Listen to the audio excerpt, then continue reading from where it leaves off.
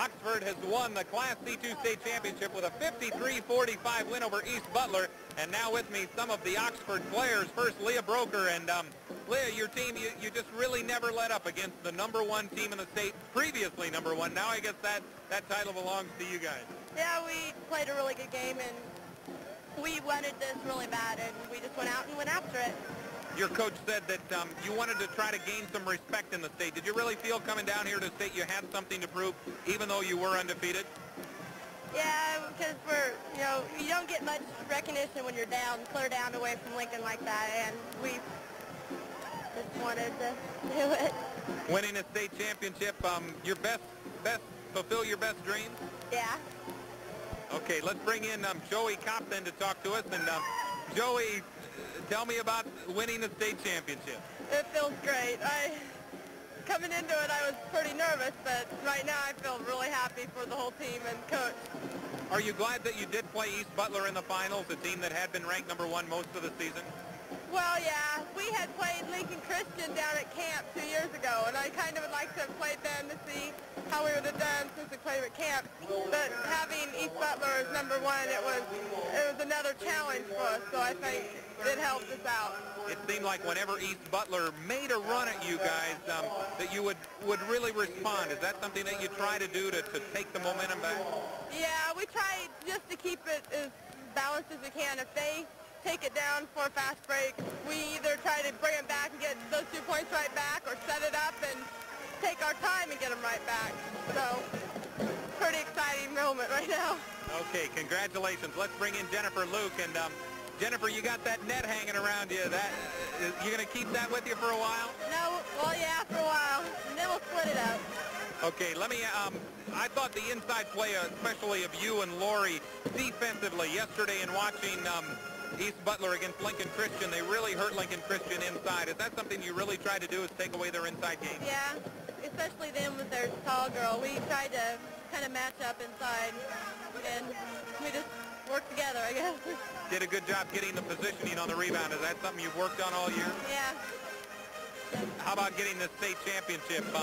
Did you really feel coming down that you were maybe the team to beat, even though most people were talking about East Butler?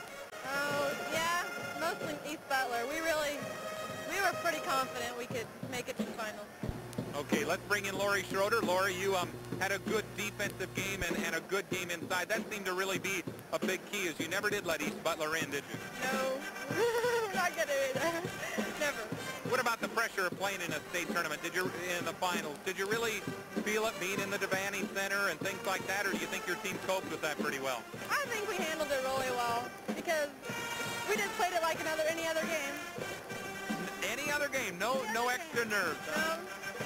Did maybe the incentive of really trying to come out and prove something, do you think that made a difference maybe? Oh yeah, because they've been rated first in the state all year, and we just knew the little Oxford down there was never going to get any attention, but now we did it. Okay, congratulations. You sure did today. Now, Connie Kerr. Connie, you've got that bad wrist, but you made a couple of big hoops, I know, in the third quarter. Your team just really played a good game today. Everybody did, didn't you? Yes, everybody really pulled together. When I told Coach that I was hurt, he told me to work with my wrist a little bit, and he told Cheryl Payne to be ready to come in, and she did a really good job. She came in and made up for what I couldn't do. She did great. Those two sophomores coming off the bench, they didn't play like sophomores today, did they? No, they never do. They always play great.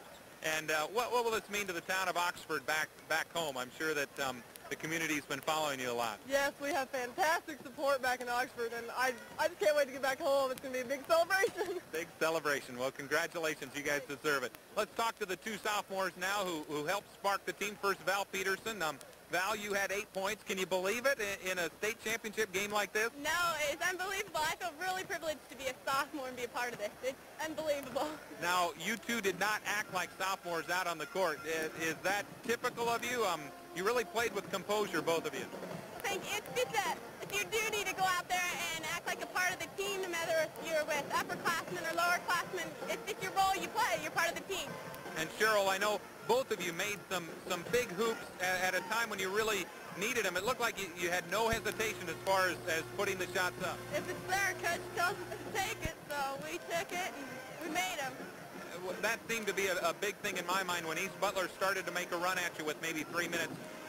You didn't try to hold it up or anything. You really kept attacking. Yeah, he said just take it like we usually do and not change anything. So we just took it to him and did what we do, and we won. Now, you both got a couple years of high school left. Can anything top this now, though? Another one. Two more. Feel that the program can really go. You're going to lose 3 pretty good players off the starting lineup, too. Yeah, we have a lot of good underclassmen coming up. We're really excited. Okay, and I'm sure excited about getting that state championship. The folks back home are going to have something to celebrate, huh? Yeah, we'll get new cars. New cars? Yes, we made a deal with our parents. We get a new car. Well, that's a great deal. Maybe you can get a new one next year and the following year and everything. House. House, mansion. Okay, congratulations on a great state championship win over East Butler. Thank you. Okay, let's go back over to Dick, where Oxford has won the Class C2 state championship over East Butler. And we'll be back with more. An interview with Nebraska head women's basketball coach Angela Beck is coming up after this timeout.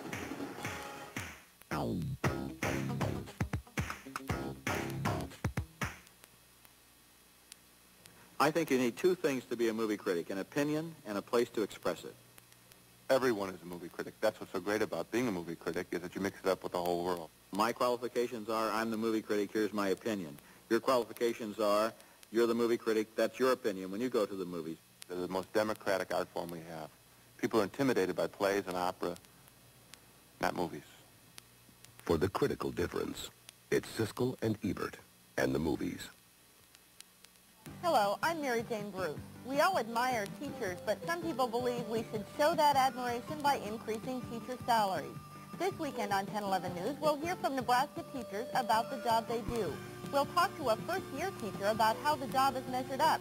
We'll have a report on turnover rates in teaching, and we'll hear from a former teacher who quit to take a better-paying job. Are teachers the underpaid professionals? A perspective this weekend. Back at the Bob Devaney Sports Center, we're about 15 minutes away from a very big Class C1 state championship game between Fremont Bergan and Gibbon, another matchup of undefeated teams, and that should be a whale of a game as Fremont Bergan and Gibbon have 2 of the best teams in the state regardless of class. Now, another team playing a very big basketball game today is the University of Nebraska women's team.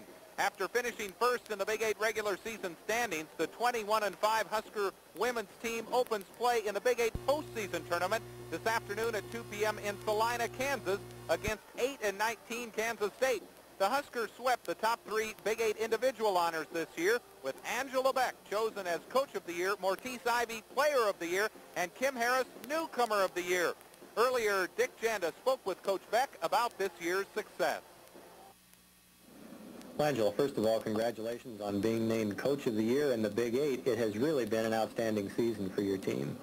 Well, it's been a super year. I tell you what, sweeping up on the awards, the Coach of the Year, the Player of the Year, and the Newcomer of the Year, I think that that's just a great team situation. We feel that the most important thing about that is not what we individually attained. It's basically what the team did, and that was sweep up on the awards, and we've never done that in the past. Could you have expected this much success in just your second season as Nebraska's head coach? Well, to be realistic, not really. We really geared on this class. We felt with Ivy and a few of the seniors that we could possibly have a great year this year.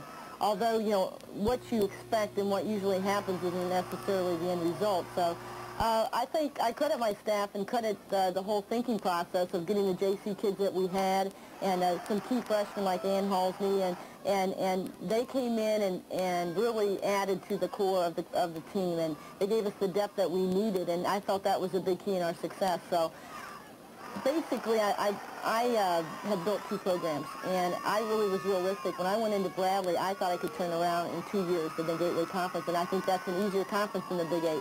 So when I came in here, I didn't really talk about 2 years. I talked about 3 and possibly 4, and I felt 3 would be the key. So we're extremely pleased. I couldn't be any happier at this point, and just looking forward to the future.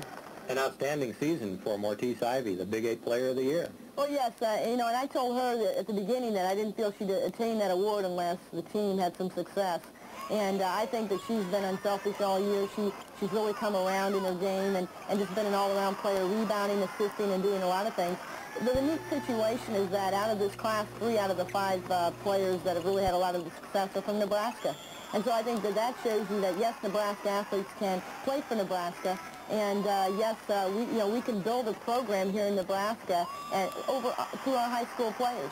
And a lot of people say, oh, you can't, and there's nothing here. And I think that's a bunch of bull, because you look at Alliance, Nebraska, Amy Stevens, she's come out, she's an average player, but she's worked very hard, and I think that typifies our work attitude. Now, you've won the Big 8 regular season championship, but you have to do it again in the Big 8 tournament now. How would you look at the Big 8 women's tournament? Well, it's going to be extremely challenging for us.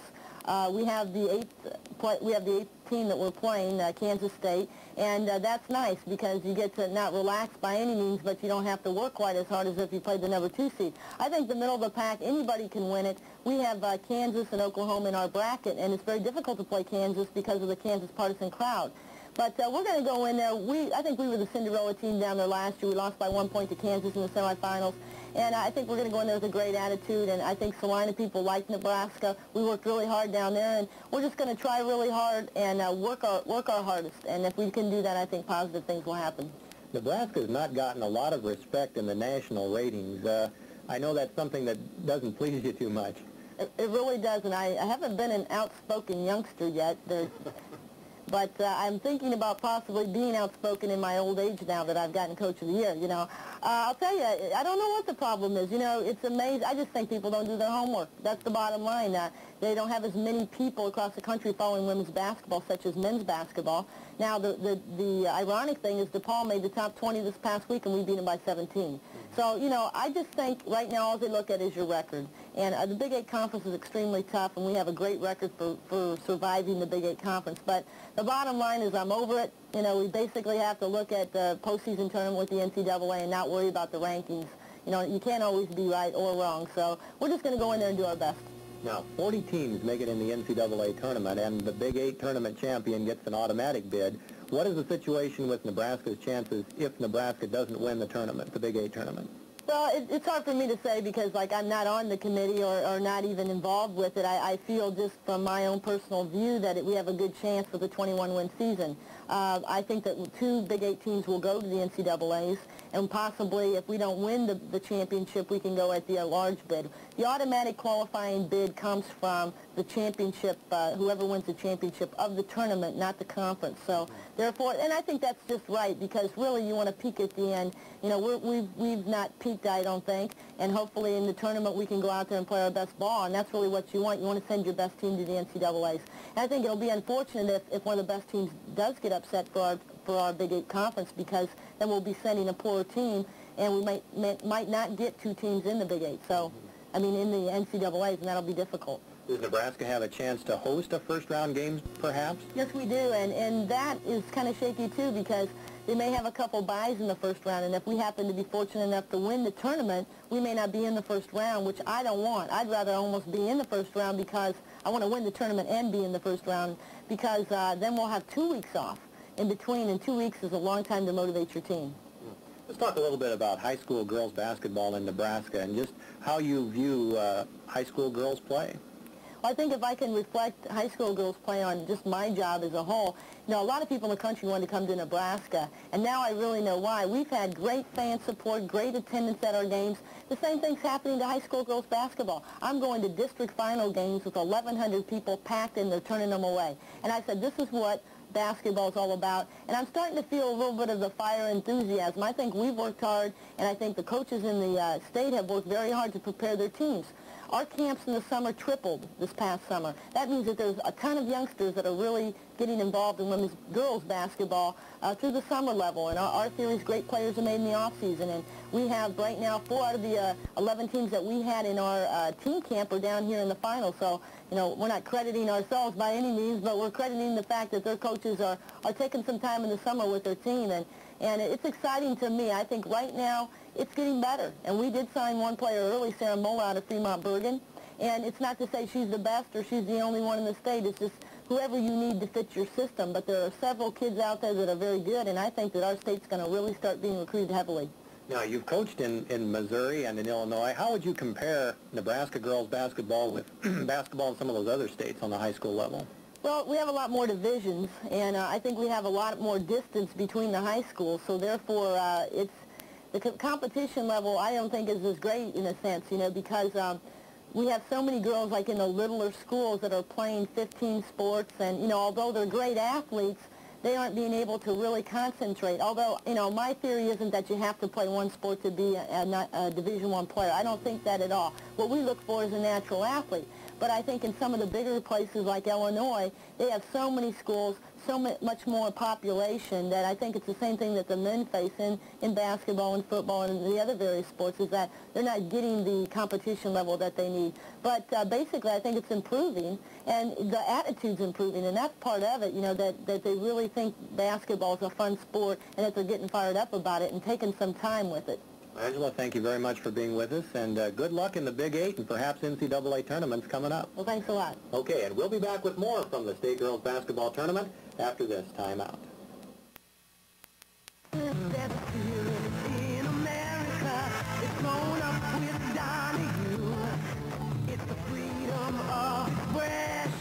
It's the place to air your views. Speak your mind. America. America speaks its mind. Speak your mind. America. America speaks its mind. On Donahue, weekdays at 9 on 10/11.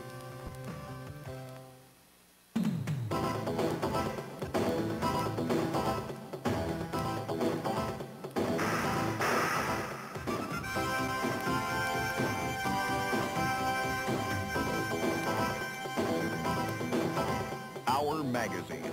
Now, more than ever, you can't afford to miss a minute. Our Magazine, weekdays at 4 on 10/11. Hi, I'm Tim Reed. Ever hear of Reye syndrome? It's a rare and serious disease that may strike children and teenagers recovering from chickenpox or flu. The cause of Reye syndrome is not known, but some studies suggest a possible link with aspirin. So it's important to consult a doctor before giving medicine with aspirin to children or teenagers with chickenpox or flu. Thank you.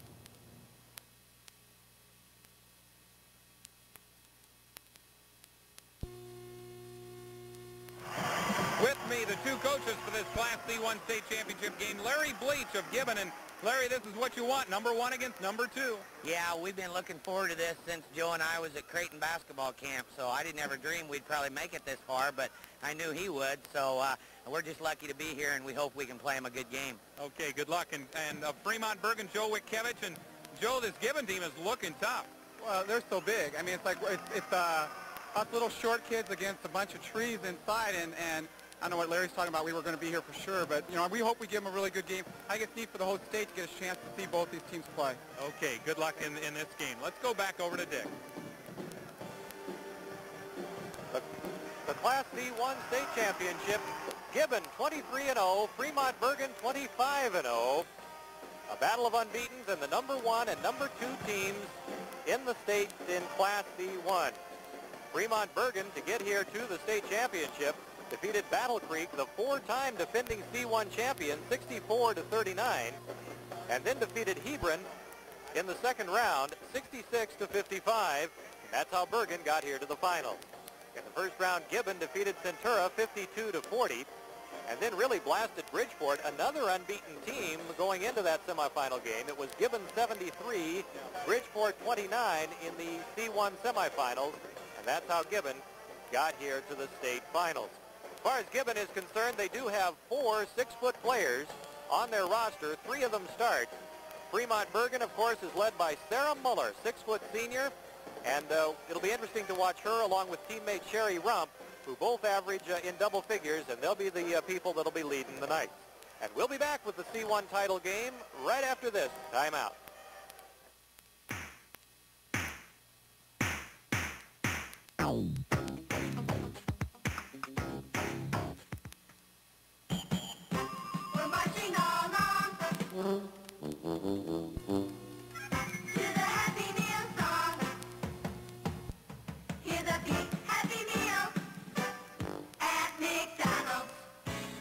one of these Fraggles for your own when you buy a McDonald's Happy Meal featuring the Fraggle Rock Home. But don't plant these vegetables in the ground. Fraggles are made to roll around. And if you make one wiggle, you might start to giggle. Fraggle Rock toys at McDonald's. Oh, yeah? Yeah. That's it. It's over. We have nothing in common. Never agreed on one thing. Ever. Great. I'm too good for him. I can do better. I need to find someone More like me. When you find something you have so much in common with, something so unique, so refreshing, Hi. you just can't stop yourself from grabbing it and holding on to it forever. Want to go for a spin? I'm a wheel watcher. I'm a wheel watcher. Every day. I love to play. I'm a wheel watcher. I'm a wheel watcher. Become one now.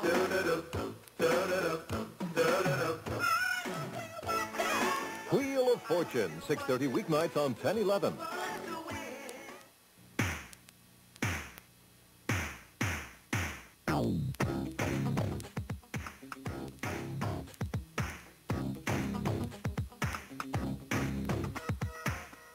From the Bob Devaney Sports Center in Lincoln, KOLN KGIN Television presents live coverage of the Nebraska State High School Basketball Tournament. Brought to you in part by your Nebraska BF Goodrich dealers for all your tire and service needs. NC Plus Hybrids and your local NC Plus sales agents. Shopko. Say hello to a goodbye at Shopko. Encounter, your American Cyanamid Agri Center.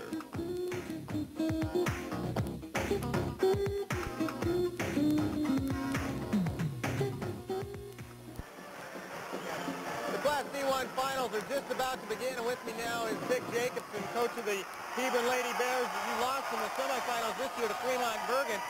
What kind of a team do you think Fremont Bergen is, and what will they have to do to, I guess, what are their strengths? Well, they got two great players in Sherry Rump and Sarah Mueller, and the rest of the team is pretty salty. They're going to have a full court game, full court pressure, and get them to run a little bit to pull this one out, I believe. Now, what was your strategy yesterday in the semifinal game against Fremont Bergen? Well, we wanted to keep Mueller off the boards, and we lost, and she had 18 rebounds, and that's a good reason as to why. Now, you also have experience in the championship game last year, being in the finals. Quickly, what does your team need to do to win? You got to pull everybody into the game. Everybody's got to execute. Okay, thanks, Coach. Back to you, Dick. Okay, the battle of unbeaten's about ready to unfold. Gibbon 23-0, Fremont Bergen 25-0, and now let's go to the introductions of the players that you'll be seeing in this game, and PA announcer Ed Kimball. Ladies and gentlemen, here are the Fremont Bergen Lady Knights. The non-starters are number 10, Kim Moore, 12, Julie Schmitz, 14, Teresa Lear, 22, Amy Schmidt, 32, Chris Shudak, 34, Lori Errett, and 40, Carrie Gibney. And now the starters for the Lady Knights. A 5'7" senior number 20, Sherry Rump.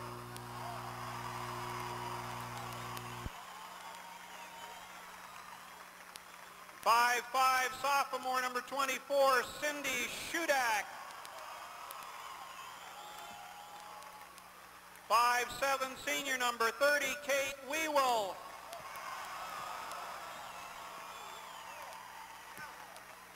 5'8" senior number 42, Barb Anderson. And 6' senior number 44, Sarah Muller. The assistant coach is Jeff DeVries.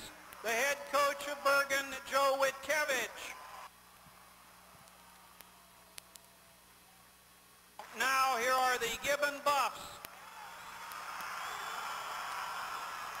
The non-starters, number 12, Amy Bleach.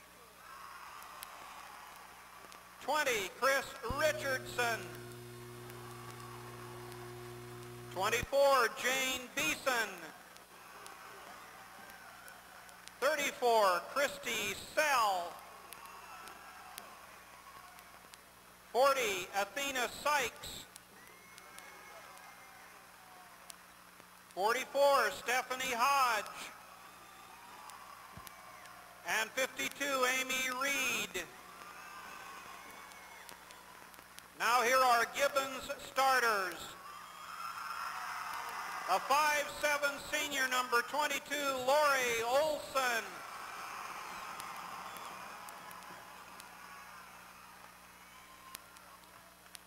A 6 foot 1/4 inch junior, number 30, Darcy Juergens.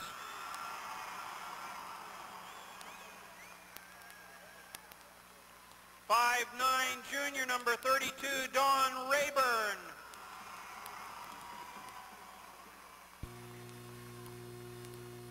Six foot 1/4 inch junior, number 42, Michelle Cush.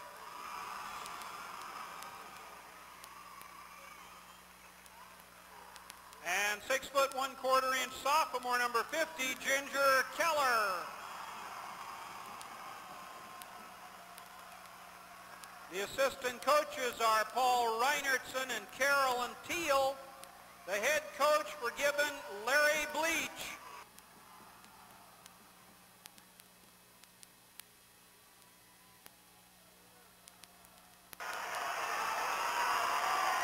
And we'll be back with the start of this C1 state championship right after this timeout.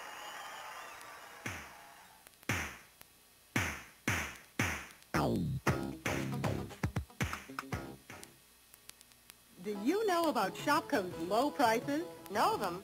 I depend on them. Great sale prices every week. Don't you love their low price guarantee? You know, if you ever see anything advertised for less someplace else, just bring the ad to Shopko. And they'll meet that price. Guaranteed. So you don't have to drive all over town. Because nobody undersells Shopko. For guaranteed low prices, come to Shopko. Because Shopko won't be undersold. The road to victory is paved with pride, hard work, and dedication. For years, B.F. Goodrich has dedicated itself to creating the very best winning performance tires, the B.F. Goodrich TA Radials. B.F. Goodrich has a TA radial that will match your need, whether it be off-road, street performance, or all season. See your B.F. Goodrich team, featuring a complete line of B.F. Goodrich TA radials. These B.F. Goodrich dealers salute the Nebraska high school student athletes. George Holland, Capital Tire, Lincoln. I'm Bob Christianci, OK Tire Store, Franklin. Rootworms are the biggest threat to your corn crop each year, and you need the consistent performance of Counter. Last year, tests by universities in the Corn Belt proved that Counter works best. It prevented economic loss to rootworms in 95% of all tests. The next insecticide prevented economic loss in only 73% of the tests. That's a serious performance gap, and you can't afford a rootworm performance gap. Get Counter at your local AgriCenter dealer. We're all set for the Class C1 State Championship game, and now with a play-by-play, here is Dick Janda. Sarah Muller, 6-foot senior for Fremont Bergan, jumps against Michelle Cush, 6-foot junior for Gibbon. Gibbon in the white uniforms with blue numbers and blue trim, and Fremont Bergan in the gold uniforms with green numerals and green and white trim. Gibbon with 4 6-footers on its team, 3 of them in the starting lineup. Darcy Juergens, number 30, Michelle Cush, number 42, and Ginger Keller, number 50. So Gibbon has some height.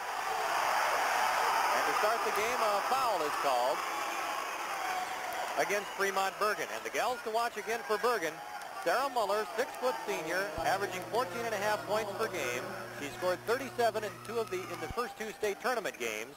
And Sherry Rump, 5'7" senior, number 21 for Bergan. She averages 16.2 and has scored 35 in the first 2 tournament games. Shot by Ginger Keller is blocked.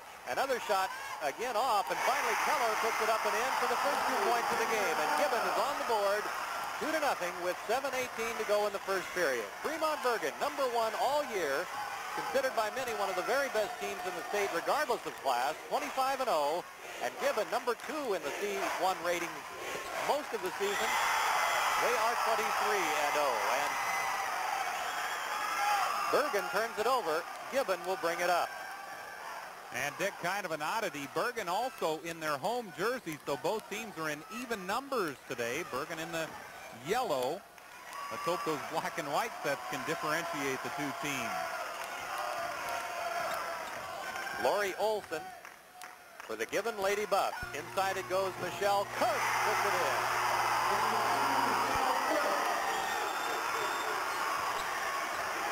And so Sherry Rumpf will be wearing number 20, not number 21, as I said, and Muller number 44 for Bergen. Rebound goes to the Lady Knights. Kate Weevil. Left base, Sherry Rumpf. Looking for Muller. Muller out top. University of Nebraska scholarship recruit and early signee back in November. Shot is put up and in by Sherry Rumpf, and Fremont Bergen is on the board. Make it 4-2 with 6:10 to go in the first period. Rumpf has scored over 1,000 points in her career, so both she and Muller can really light it up. Those two are the two to watch for Fremont Bergen. Lori Olson out top for Gibbon. Dawn Rayburn is her backcourt mate with Darcy Juergens, Michelle Kush, and Ginger Keller, the inside front line for the Lady Buffs. And Darcy Juergens has her shot blocked. Bergen comes up with the basketball. Here comes Sherry Rumpf. 5'7" senior, averages 16.2 a game. Inside, Sarah Muller. And a foul will be called on Darcy Juergens of Gibbon.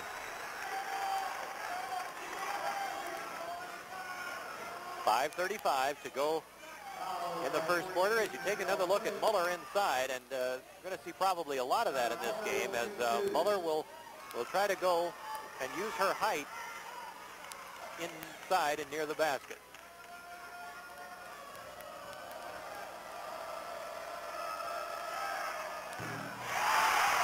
Muller averages 11.5 rebounds a game. She scores at a 14.5 point per game clip.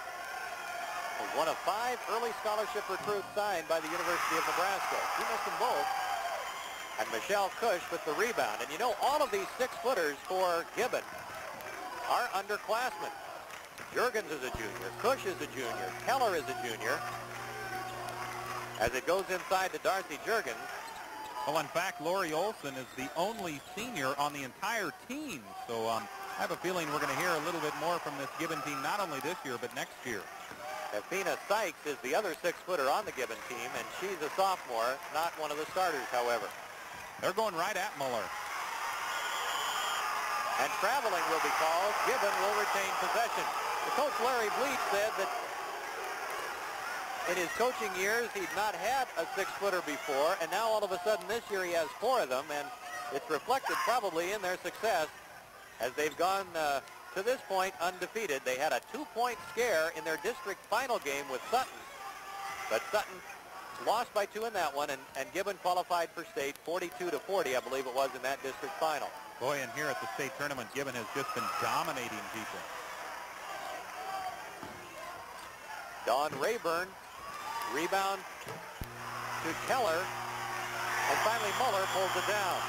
Muller is 6th on the state's all-time scoring list, and now a foul is called. Muller scoring over 1,600 points coming into the state tournament.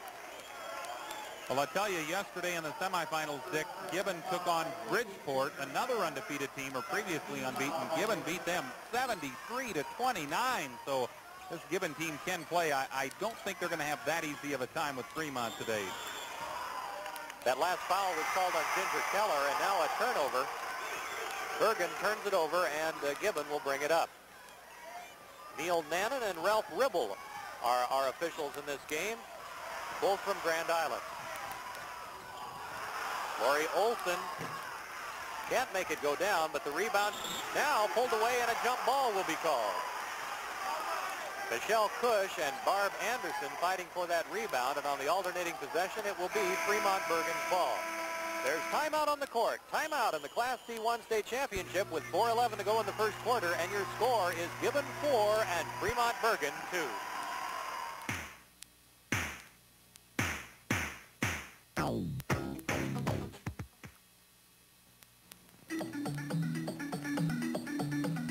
Find your future. Find yourself at Central Community College. The road to your career in the health and human services field begins at Central Community College. Try our many health-related fields, from practical nursing to healthcare administration, dental programs like laboratory technology or dental hygiene. We also offer courses in home economics, plus much, much more. We'll help you create your future. Central Community College. The NC Plus bin is full of top-of-the-line bronze sorghum, especially 174, consistently the biggest yielder in full-season tests. 174 is a natural, with bred-in resistance to many sorghum diseases, excellent drought tolerance. Without irrigation, yields are well above average. With irrigation, 174 really turns on. Another top bronze is 272, with many of the same favorable traits. With NC Plus, I just don't buy seed, I buy results.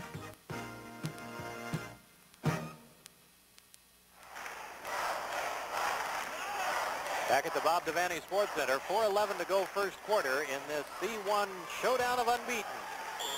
Gibbon and Fremont Bergan, and Gibbon has a 4-2 lead, as there hasn't been much scoring, but these teams don't look as tight really as the start of the first game did. Sherry Rump puts it up, no good. Rebound pulled down by Bergan. There's Muller inside. Nice rake job by Lori Olson to rake it away, but Fremont Bergan comes up with the loose ball. 2-1-2 zone defense by Gibbon, and doing a real good job keeping an eye on Muller. Rump shot rebounded by Ginger Keller, and now a foul is called on Sherry Rump. Rump playing with a large thigh bandage and thigh pad on her left leg, as well as a brace on her ankle and a bandage on her knee, so that left leg pretty well taped and bandaged up, as you saw a replay of that last foul. 3.5 minutes to go first quarter, 4-2, Gibbon with the lead in the basketball. Lori Olson for the Lady Buffs. Inside to Darcy Juergen, and Ginger Keller now passes it back out to Olson. Man-to-man defense now for Fremont Bergan. They were in a zone earlier. Keller. The basket will not count. Traveling is called before the shot. No basket, traveling. Gibbon turns it over, and Fremont Bergan will bring it up. Still 4-2. That's just the first turnover of the game for Gibbon. So the Lady Buffs playing very good basketball right now. The second of 6 state high school girls championship games that we'll be televising today. Class D2 follows this one. Sherry Rump is open. And the rebound comes down to Keller. Keller has been a force inside. She's been controlling the boards and playing well defensively underneath. 6-foot sophomore. Ginger Keller, only a 10th grader, but Cindy Shudak steals it away for the Bergan Knights. And the rebound to Olson. Got to go to the side of that basket when you get a layup. You try to go straight in over the top, and unless you can dunk the ball or put it right over the rim, it's really a lot easier to go in from the side. Keller with the basketball. Partially blocked by Muller, but a foul will be called on Muller. That's her second, and I'm sure that Coach Larry Bleach likes to see that. He wants his girls attacking inside, and Sarah's going to have to kind of take it easy a little bit in there. I'm sure that Coach Joe Wickiewicz is a little bit concerned about that. And into the ball game for Fremont Bergan is Amy Schmidt, a 5'7" junior, and Muller goes out. So with 2 fouls, Sarah Muller goes to the Fremont Bergan bench.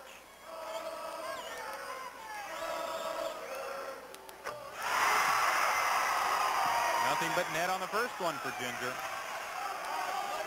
She has 3 points now, and Gibbon has 5. It's 5-2 with 2:16 to go in the first period. Make it 4 for Keller and 6 for the Gibbon Lady Buffs. Cindy Shudak brings it up for the Fremont Bergan Knights. 25-0, number 1 all year long. Considered by many one of the very best in the state regardless of class. See what kind of offense Bergan runs now with Muller out of there.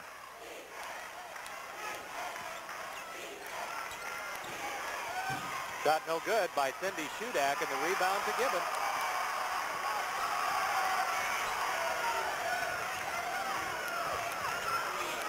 Lori Olson for the Gibbon Lady Buffs. Darcy Juergens has it almost stolen away, and now Olson retains possession. Darcy Juergens, rebound to Cush.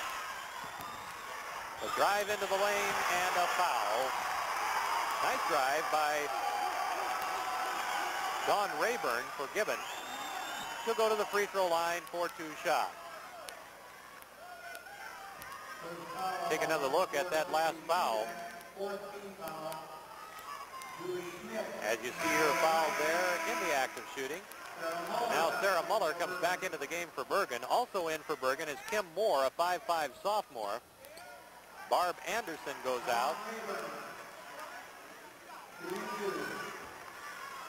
And Shudak also goes out for Bergen.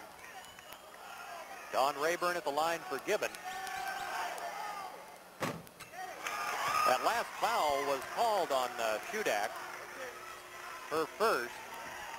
Bergen now has 4 team fouls, so on the next Bergen foul, Gibbon will go into the 1-and-1 bonus situation. 1:25 to go here first quarter.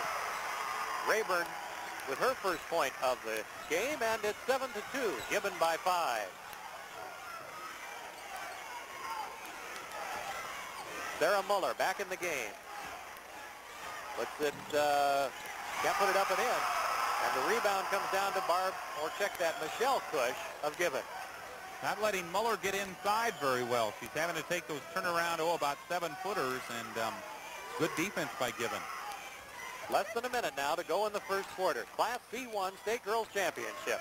Gibbon and Bergen, the showdown of unbeatens and top 2 rated teams in the class.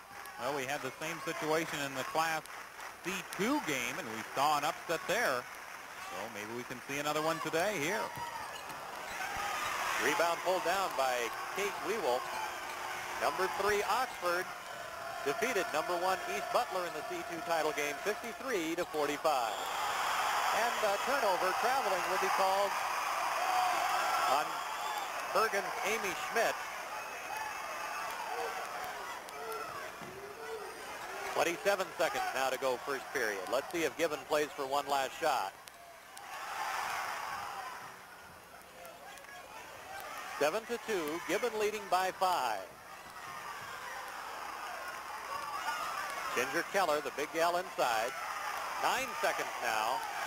Time growing short. Here goes Juergens. Partially blocked away by Muller, and a foul. A foul is called on Michelle Cush with 1 second to go. Only the 3rd team foul, though, so not a bonus situation.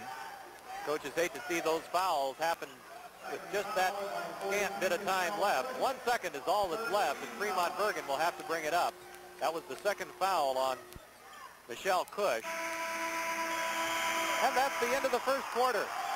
The end of the first quarter in the Class C1 State Girls Championship, and your score from the Bob Devaney Sports Center is Gibbon 7 and Fremont Bergen 2.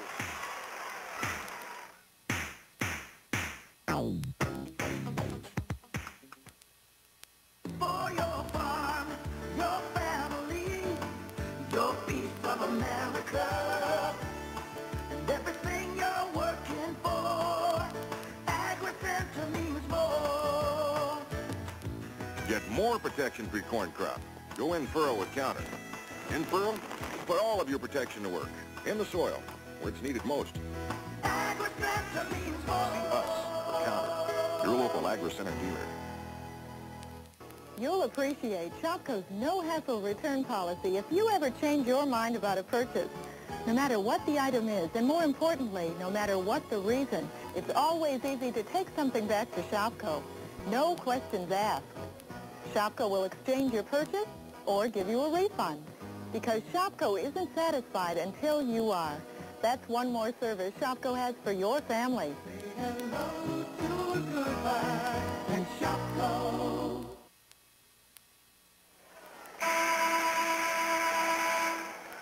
Back at the Devaney Sports Center, the C1 Girls State Championship with the second quarter about to go, and Gibbon leading 7-2. You know, we've talked a lot about Sarah Muller. She transferred from Scribner, now Scribner Snyder. For her senior season, she transferred from Scribner to Fremont Bergen. And Gibbon also has a gal that just moved there, Michelle Cush, their 6-foot junior starting forward, an All-Stater at Grant last season. So both of these teams benefiting from transfers from other schools this year. Some early Christmas presents. Gibbon gets it to go down. Michelle Cush makes it from the left base. And it's 9-2, biggest lead of the game. Bergen is cold here in the early going. Boy, Michelle really has a nice jump shot, too, on that. Stolen away. Turnover for Bergen. And a nice defensive job by Darcy Juergens. And now she travels with it and turns it right back. Well, I tell you, Dick, this is very odd for Fremont Bergen to only have scored 2 points. They average 70 points a game. So the Lady Knights, they can really score. But it really jumps at you when you look at Gibbon's defensive average. Gibbon has been giving up only 28 points a game coming into the tournament, so the defense has something to do with it, perhaps. Rump scores for Bergen. First 2 points of the second quarter for the Knights. Rump has all 4 Bergen points. And Gibbon will retain possession in backcourt, right in front of its own bench, and Coach Larry Bleach. Larry, also a basketball referee. We've seen him officiate many state tournament games throughout the years. And I'm sure he never gives the referees problems here now that he's a girls' coach. Inside it goes to Ginger Keller. And Muller with the rebound. Muller, very tough inside. She's 6 foot tall and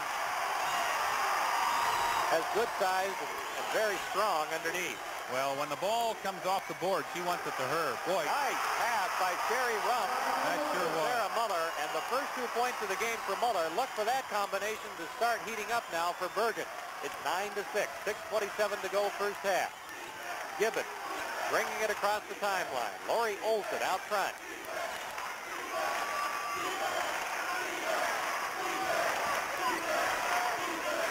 Rayburn and Olson playing catch now into Keller. And it's up and in for Darcy Juergens. They took it right at Muller that time, and she has to be careful. Muller with 2 fouls, 2 very early fouls in the game. Here's Rump. Knocked away, and a foul will be called on Gibbon's Dawn Rayburn. Just a common foul, as Bergen is not yet into the 1-and-1, so Gibbon will retain possession, or I should say Bergen will retain possession under its own basket. Checking back in now is Cindy Shudak. She comes in, and going back to the bench is Julie Schmidt, rather. Here's another look at that last foul. Bergen with the basketball as we come back live. And another foul. Darcy Juergens again.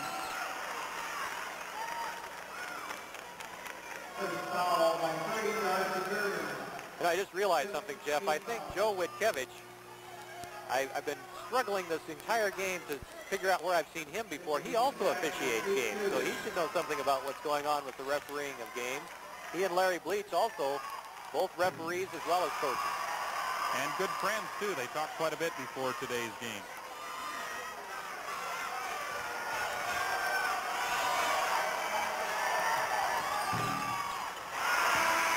The free throw good for Cindy Shudak, her first point of the game. And there's timeout on the court with 5:47 to go in the first half in your C1 state championship. And the score is Gibbon 11 and Fremont Bergen 7.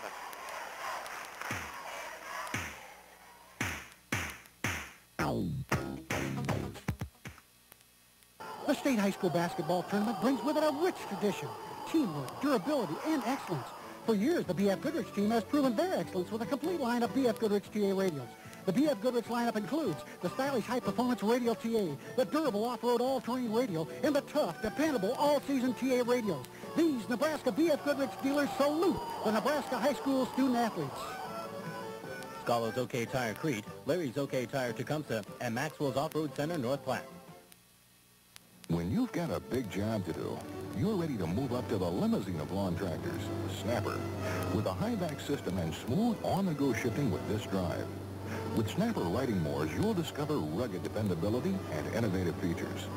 It's no wonder Snapper's rear-engine riders are America's #1 choice. Mahoney Sales and Service, Columbus and St. Edward, Morehoff Power Equipment, Lincoln, and Stromer's Repair, Hastings.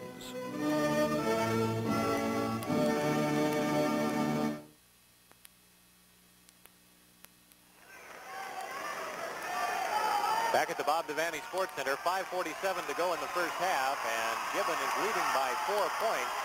Gibbon has led by as many as 7. They jumped out to a 9-2 lead to start the game, and now Bergen has pulled back within 4. It was 7-2 at the quarter. Gibbon with the basketball, bringing it up against early pressure by Bergen, and now they tighten it up a little bit as they near half court. Gibbon breaks the press, though. Juergens, Ginger Keller, stolen away by Sherry Rump. Nice defensive work by Rump. Sherry Rump. 6 points for Rump, and it's an 11-9 game now. Just a 2-point advantage for Gibbon, and Bergen steals it back. Amy Schmidt with the steal, and now Rump with the basketball and a chance perhaps to tie it. The rebound to Muller, and it's tied. Nice job by Sarah that time, powering it up. 11-11 with 4:56 to go first half. The first tie of the game. Across the timeline it comes to Dawn Rayburn. Gibbon in white, Bergen in gold. Nothing but net for Darcy Juergens. 4 points for Juergens, and it's 13-11. Gibbon by 2. 4:29 to go first half. Sherry Rump to Muller, and Muller puts it in for her 5th and 6th points of the night, or of the afternoon, I should say, and it's 13-13. I tell you, the fans want some fouls, but I really like to see this. You've got 2 really good basketball teams, and I really like to see it that the referees are letting them play. They're letting some of the incidental contact go, because so many times you get 2 really good teams like that, the referees can control the game, but these 2 are letting them play. Into the game for Bergen is Barb Anderson. Also in, Teresa Lear for the Knights, and there's another look at that last foul.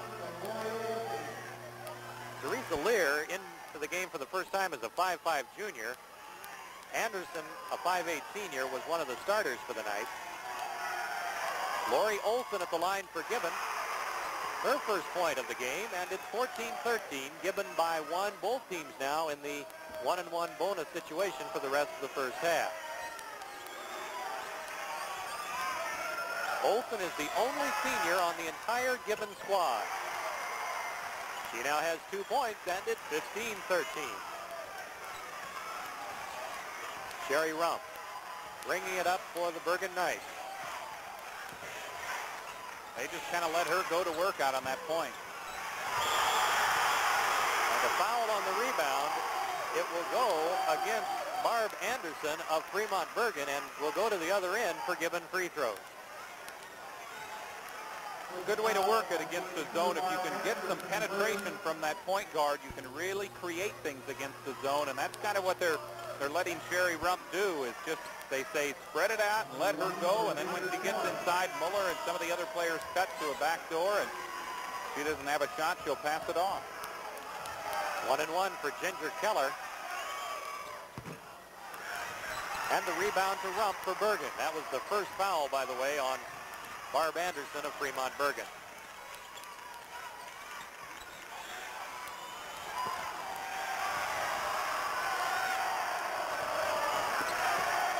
Cindy Shudak missing everything, and Gibbon with the ball. Here comes Lori Olson. Gibbon with the basketball and the lead by 2, 15-13. C1 state championship, if you're just joining us. Earlier today in Class C2, Oxford defeated East Butler 53-45 to win that title.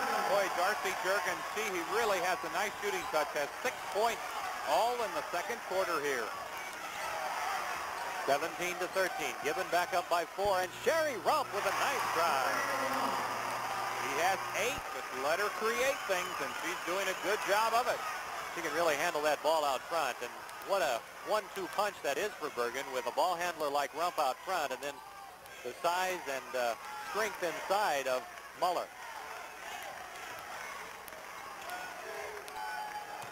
Keller. She'll hit it. Juergens in and out, and the rebound to Barb Anderson. Here come the Bergen Knights, down by 2. Been tied twice so far. Chance to tie it up again here. Go ahead with a three-pointer. Rump misses. Rebound to Juergens. One thing I think a lot of coaches would like to see maybe is to see Sherry pass the ball a time or two. Sometimes you always hate to just come down and make no passes and have a person shoot the ball. The rest of the team doesn't get involved. Muller blocks the shot by Keller, and it will be Gibbons' ball. Sarah's going to have to be a little bit careful, though. She does have 2 fouls. There's timeout on the court. Timeout with 2:09 to go in the second period of play in the C1 State Girls Championship, and your score is Gibbons 17, Fremont Bergen 15.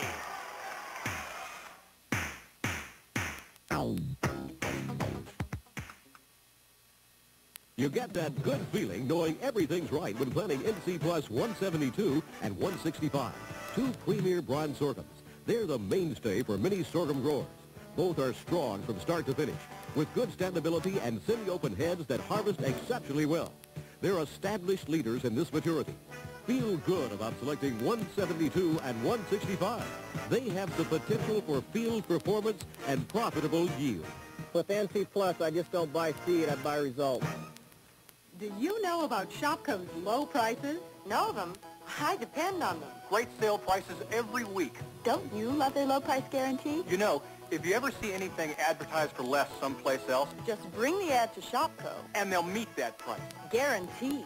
So you don't have to drive all over town. Because nobody undersells Shopko. For guaranteed low prices, come to Shopko, because Shopko won't be undersold.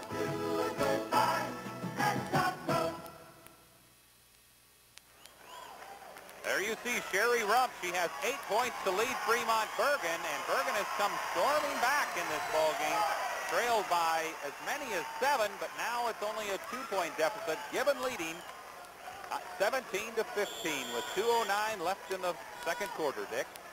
Gibbon will have the basketball. Lori Olson out front, the only senior on the team. Dawn Rayburn back to Olson, and Olson swishes it through. She now has 4 points, and it's 17, make that 19-15. Only averages 4 points a game, does Lori Olson, but she already has 4 in this one. Looks like she wants to lead this team here in the state final. Shot up and in. Kate Wewell, nice turnaround move. Bergen's Kate Wewell with her first 2 points, and it's 19-17. Ginger Keller. Shot blocked, but a foul will be called. I think from behind. I don't think it'll go against Muller. Cindy Shudak with a guilty look on her face. No, they're calling it on Sherry Rump. That's the 3rd foul on Rump, and so she'll go to the bench with 1:28 to go here in the half.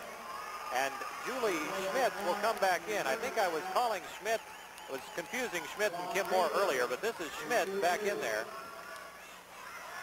And so Rump goes to the bench with those 3 personal fouls. Rayburn at the line for Gibbon. She has 2 points now, and Gibbon is up 20-17.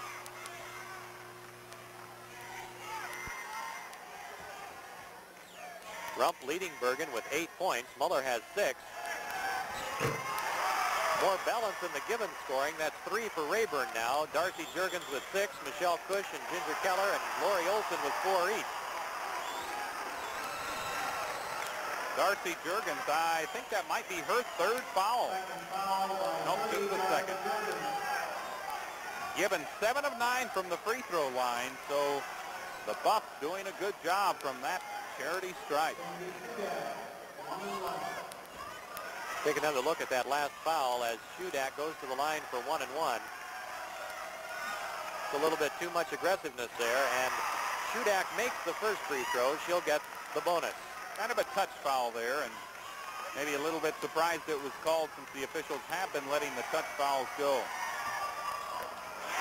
She makes them both. And it's 21-19, Gibbon with the 2-point lead as Amy Schmidt comes back into the game for Bergen, and Barb Anderson goes out. 1:26 to go here in the half. We're planning to talk with Nebraska men's swimming coach Cal Bentz at halftime as the Big 8 Swimming and Diving Championships are going on right next door here at the Sports Center pool. Traveling called on Dawn Rayburn. Gibbon turns it over. And with 1:15 to go in the half, Bergen with a shot to tie it up again here. Sherry Rump on the bench with 3 fouls for the night. They're looking for Muller underneath. Can't find her. Wewell, and it's stolen away, blocked and stolen away. And a foul will be called on Wewell.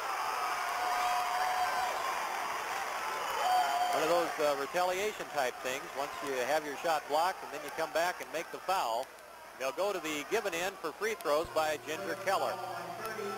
Exactly 1 minute. 1 minute to go in the first half with Gibbon leading Fremont Bergen by 2 points. Keller has 4 points so far today. She has none, however, yet in the second quarter.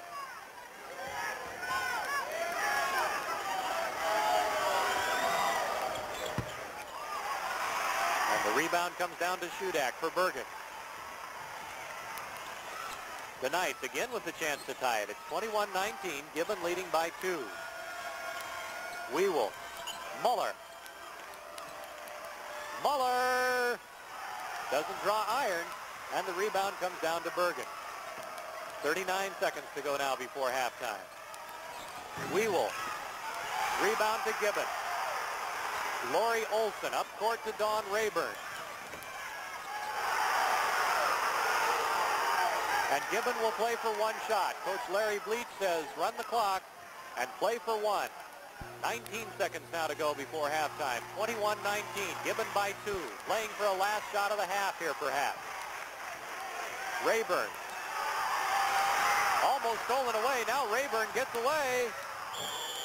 That's her third. Sarah Muller. She's fouled by Muller with 4 seconds to go before halftime. So now Muller and Rump both with 4 fouls. Stephanie Hodge will come into the game for Gibbon here. And Michelle Cush will go out. It'll be Dawn Rayburn at the line for 2 shots.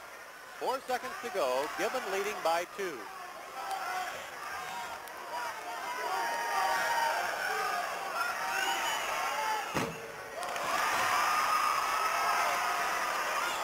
She'll get another one as she was act in the act, as they say.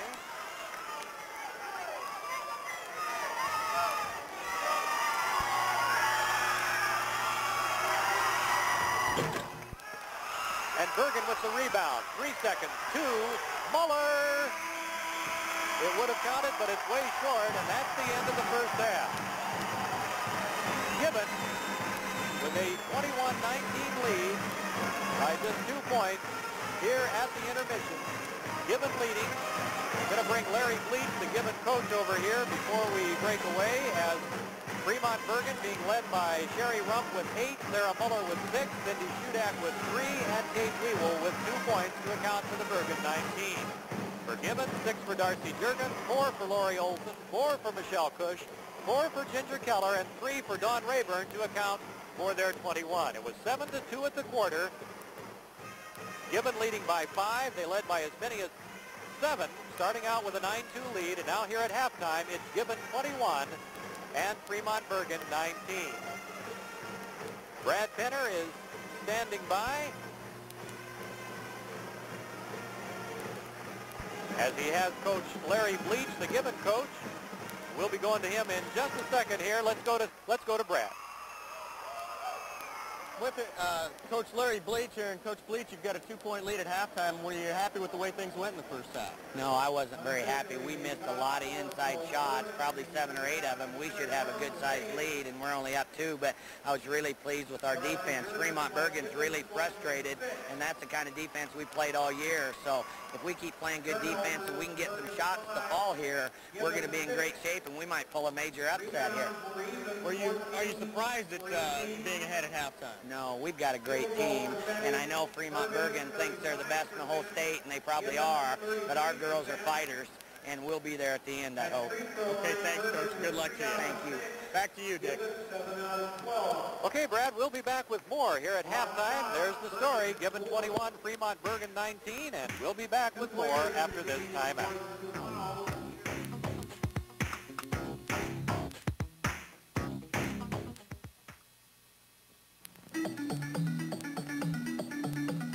Find your future. Find yourself at Central Community College. If a career in industry is for you, let Central Community College help you get the skills and training you need. Our trade and industry courses range from electronics technology to drafting to construction techniques. Our wide variety of courses will help you acquire the technical skills you'll need in today's marketplace. Central Community College can help you create your future. Give us a call. The road to victory is paved with pride, hard work, and dedication. For years, B.F. Goodrich has dedicated itself to creating the very best winning performance tires, the B.F. Goodrich TA Radials. B.F. Goodrich has a TA radial that will match your need, whether it be off-road, street performance, or all season. See your B.F. Goodrich team, featuring a complete line of B.F. Goodrich TA radials. These B.F. Goodrich dealers salute the Nebraska high school student-athletes. Rich Snyder, Snyder OK Tire, Auburn. I'm Don Davis, Davis OK Tire, the Aurora. For your farm, your family, your piece of America, and everything you're working for, AgriCenter means more. Control more pests that attack your corn with Counter. Counter consistently controls more major corn pests than any other corn soil insecticide. AgriCenter means more. See us for Counter, your local AgriCenter dealer.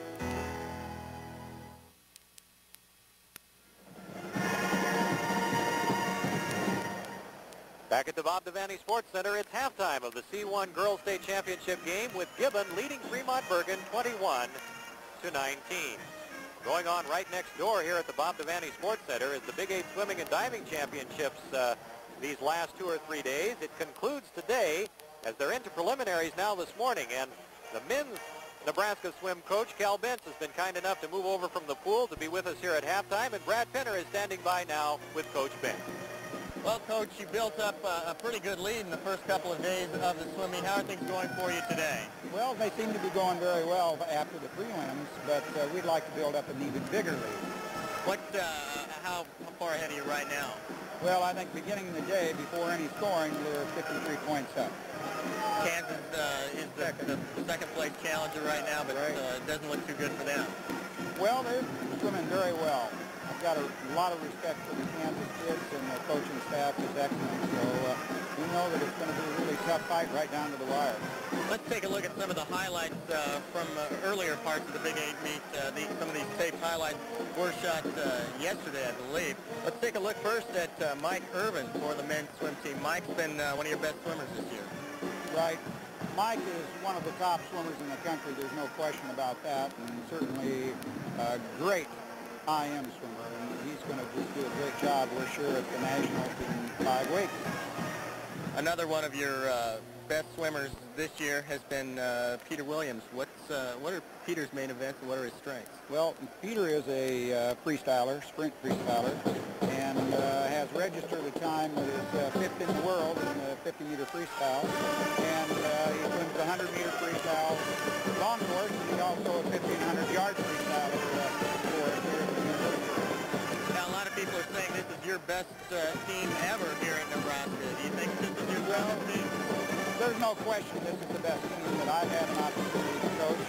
We've got a great coaching staff. We've got a lot of talent among our kids and a real determined effort. And we feel we're just going to have a great year. Now, you're going, of course, this year for your 9th straight Big 8 title. Is it hard to keep the team motivated year after year? Different team every year. Just just like playing ball games. You know, you go one at a time, and that's the only way you can approach it. You can't look at it in terms of the number of years and the number of meets that you've won. Each meet has to be, you know, swung separately. Now, what are some of the things, I guess, that you think the team needs to work on in preparing for the NCAA?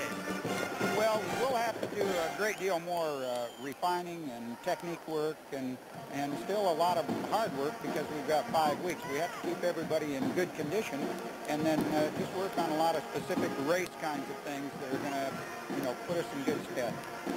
Again, looking ahead a little bit towards the NCAA meet, what do you think the chances are for Nebraska? Where do you think Nebraska might finish? Well, I can't really speculate on that. We've set our minds that we feel we can be in the top 10.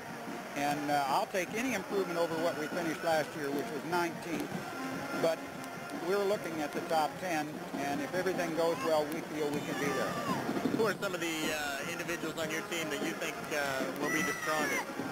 Well, Ed Jowdy and Sean Crampton and Rick Abacos and Dan Novinsky and Mike Irvin and Jaco Kruger and Peter Williams and Alan Hobbs and of course the divers, Lewis Myers, Lawrence Roddick. I could go on and on. It's just a great group of kids. Thanks a lot, and good luck to the rest of the championships and in the NCAAs. Back to you, Jim. Okay, and our thanks to Cal Benz for coming over from the swim meet, and we'll be back with more from the Class C1 Girls State Championship, in which Gibbon leads right now. It's Gibbon 21, Fremont Bergan 19 here at the halftime. We'll be back with more after this timeout. Come on into come. Oh, there's nothing like the feeling of somebody coming in with a terrible problem and leaving with a big smile. Save during our total hardware sale on durable brushed pigskin leather gloves by Wells Lamont. Tan for roughness and pliability, only $4.99. And save on handy great neck wrench sets, drop boards for strength, set of 2 adjustable or pipe wrenches, your choice, only $8.99 at your local coast-to-coast hardware store.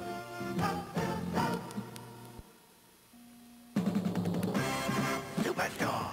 Gas and Shop has a great idea for people on the go. A 32-ounce thermal bottle filled with our delicious coffee or your favorite beverage for only $2.99. Refills are just 99 cents. This 1-quart container is perfect for keeping foods or beverages hot or cold all day. Only $2.99 for this refillable thermal bottle at all participating locations. Gas and Shop, the convenience store with you in mind. Superstore.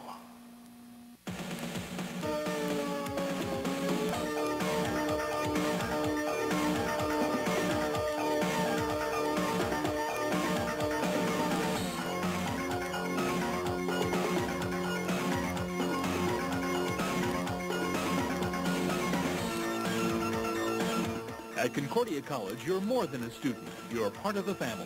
Call 1-800-446-7556. Concordia College, Nebraska. There you see our halftime statistics. Very even in this ball game, and the score is very even as well. Gibbon leads at 29-19. Now standing by courtside is Brad Penner with the Fremont Bergan coach, Joe Wickiewicz. Let's go over to Brad. Well, Coach, you're down by 2 points here at halftime. That's got to be a little bit disappointing. What did you tell your team in the locker room? Well, after the way we played in the first quarter, I worked. I didn't be down by 2. We were 1 for 10 from the field and really didn't move very well. Gibbon's real strong. We just have to, I think, move a little bit better on offense, and we got to get a little tougher on defense, which is your basic things. Fouls have hurt us a little bit, I guess, but I'm real pleased, actually, after the way we played the first half. We're in great shape, I think. Now, you've been favored in this game, favored really throughout much of the season to win this tournament. Do you think that's put a little much pressure on your girls? I don't think they think about that. These guys have been so good. We just do one game at a time, and we work our way step by step. And I don't think that's on their mind. I think you're pressured because you're at the state finals. But, you know, Gibbon's in the same situation. We're both having to play under pressure. Okay, thanks a lot, Coach. Good luck to you in the second half. Back to you, Dick. Okay, and we'll be back with the start of the second half after this timeout.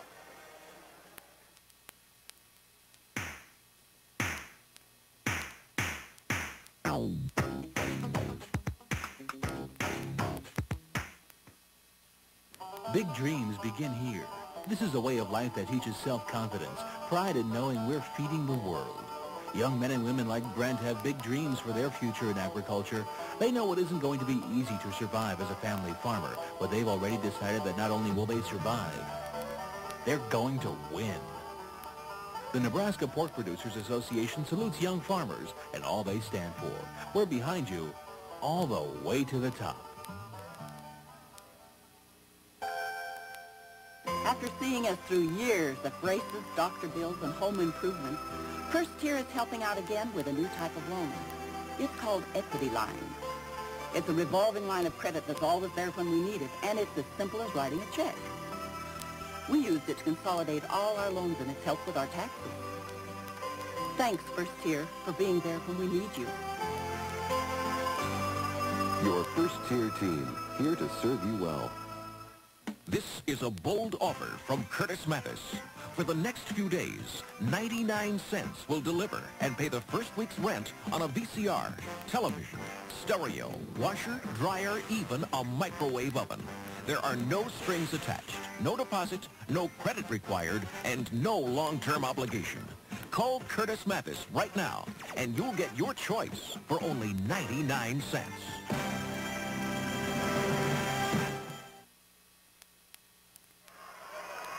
We're just about set to begin the third quarter of action in the Class C1 championship game. Gibbon leads Fremont Bergan 21-19 at the half. And Dick, one thing I think we want folks to realize maybe is just how good these two teams are. Some people are saying that they should be rated.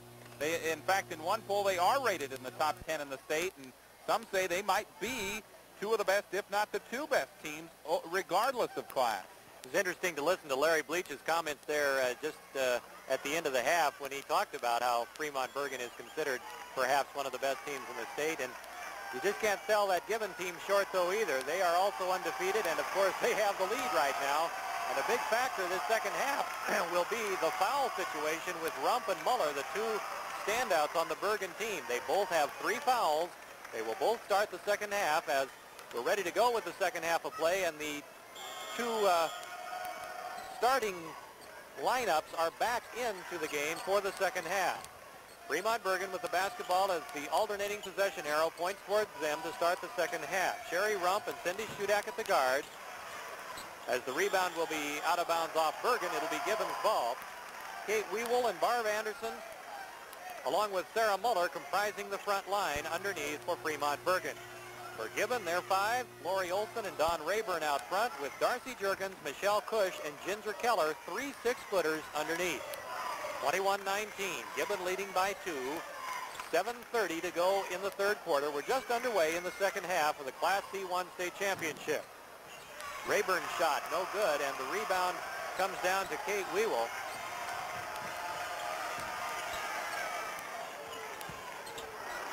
Trying to get it into Muller. Bergan maintains possession.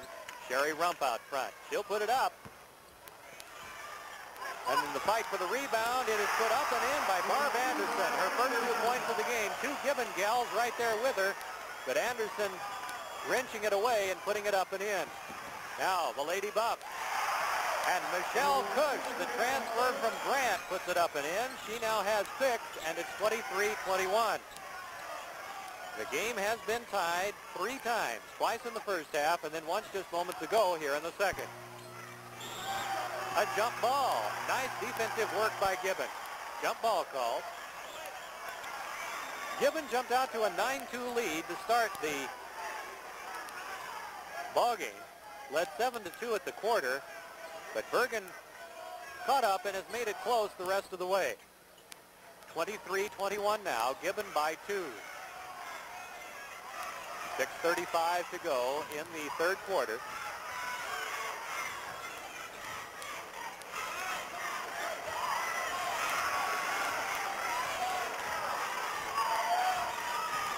One of the assistant coaches for Gibbon, Carolyn Teal, of course we remember her from the Clearwater team for the past, and Darcy Jergens puts it in. She now has 8, and it's 25-21. And Gibbon just going right at Muller inside. Rebound pulled down, but a foul called against Bergan's Barb Anderson, I believe.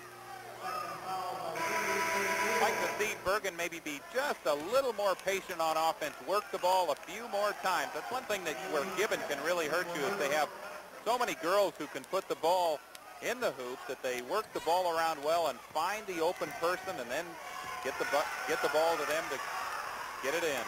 That last foul was not on Anderson. It was on Kate Wewell. Second personal on Wewell. First team foul of the second half. 25-21. Gibbon with the lead and the ball. Dawn Rayburn charging. Offensive foul. Offensive foul against Gibbon, and Bergen will get possession. Just her second personal, though. First team foul for Gibbon of the second half. Take another look.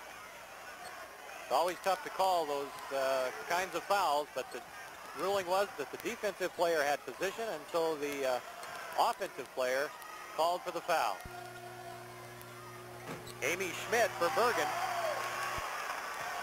But Darcy Juergens comes away with the basketball, and Gibbon maintaining its 4-point lead. Juergens. Rebound to Muller. Here comes Wewell. Bergen down by 4. There's Sarah Muller. Nice strong move. Didn't quite get the hoop, but she really went to the basket well that time. Bush with the rebound, and here comes Gibbon. Darcy Juergens.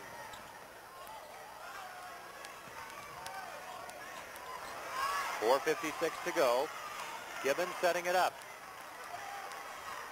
Bergen with a tough zone defense.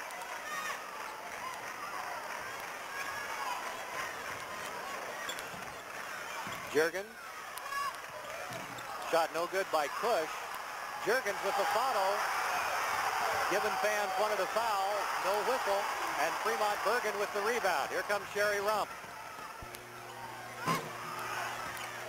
Rebound to Schmidt. And Schmidt puts it in for her first 2 points of the game.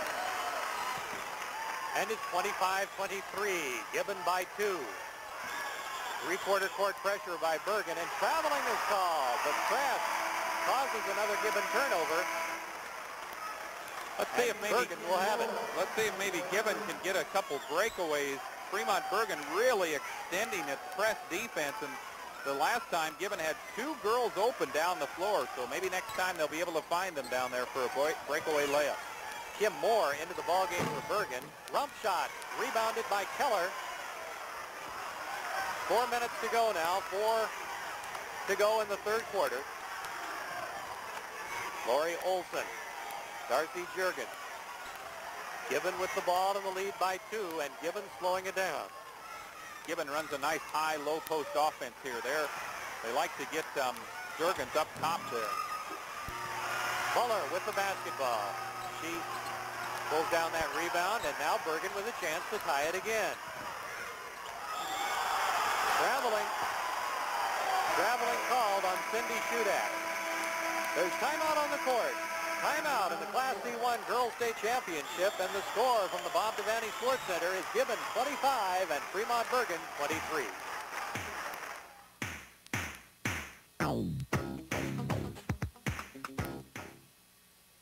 Selecting a Corn hybrid is somewhat like buying a pickup. You look for a good buy for the money. A truck that's good looking, stands up under stress, and gives you good, dependable performance. NC Plus 4131 and 4505, like the pickup you select, are good choices for many of the same reasons. They're competitively priced, they're attractive plants that stand up well, show good tolerance to stress, and give you top, dependable performance. Reasons why NC Plus hybrids are among today's best buys.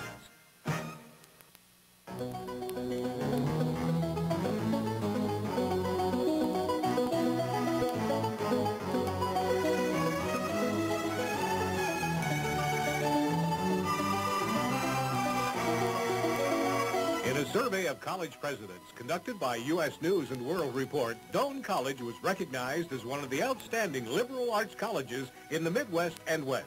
For more information, call 1-800-223-4614.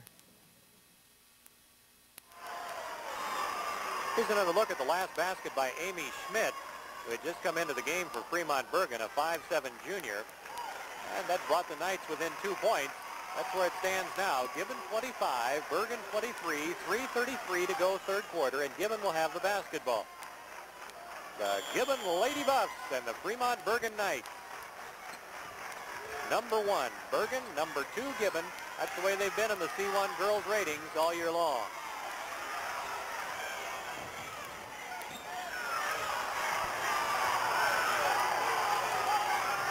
Watch Gibbon work this high-low post offense. They like to bring Juergens up on the high post, and then she looks for 2 cutters down below. See if they do it. Well, that works just as well. Nice shot by Michelle Cush. She now has 8. And it's 26-20, make that 27-23, Gibbon by 4. Sherry Rump. Rump and Muller both playing with 3 fouls. And Rump puts it up and in. First 2 points of the second half for Sherry Rump. She now has 10, first gal in double figures in the game for either team. And Gibbon turns it over.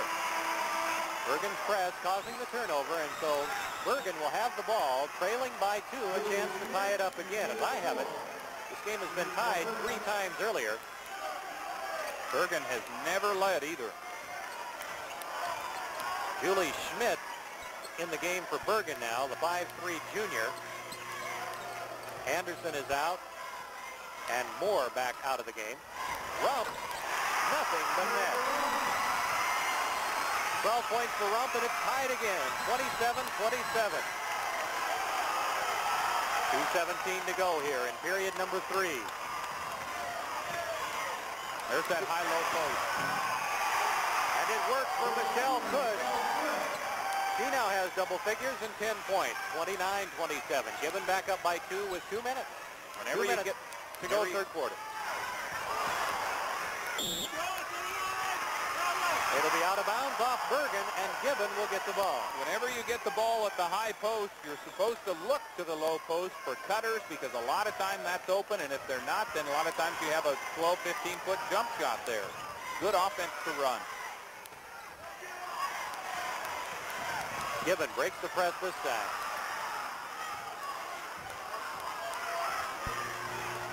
1:40 to go, third quarter. Gibbon with the ball in the lead by 2. Boy, this one has all the earmarks of one that's going to go down to the wire. And the basket will count for Michelle Cush. She was fouled. Michelle Cush now with 12 points, and she'll go to the line to try to complete the 3-point play. Basket is good. The foul called on Kate Wewell. That's her third. And Cush at the line. The transfer from Grant, as you see her putting it up and in. And she does likewise with the free throw. 13 points for Cush, and it's 32-27. Gibbon now by 5. Gibbon's biggest lead right at the start of the game was 7 points when they went up 9-2. 1:20 to go, third quarter. Amy Schmidt misses, and Ginger Keller gets the rebound. Schmidt almost stole it away. Now here comes Gibbon. Open is Cush. And the rebound to Muller. Good defense by Sarah that time. She didn't get too aggressive.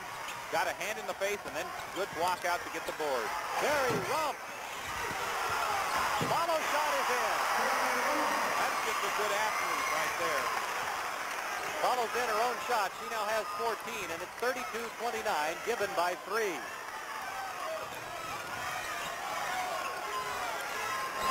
Cush blocked by Muller, but a foul on Muller, and that's her 4th foul. 4th foul on Sarah Muller. With 37 seconds to go in the third period, Coach Witkevich is going to keep Muller in the game, it looks like. Well, watch it again. She just can't go out at the ball. That's what she did right there. If she would have just kept her arm up, she would have been fine and had good defensive position. But instead, she went for the block, and so many times when you do that, the officials will call it.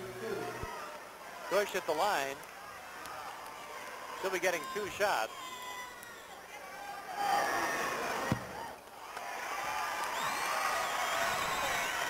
37 seconds to go in the third quarter. Sarah Muller stays in the game with 4 fouls. And remember, Sherry Rump also has 3, the other standout on the Bergen team. Push missed them both. Muller with the rebound. And here comes Bergen. Down by 3 points. Wewell to Sherry Rump.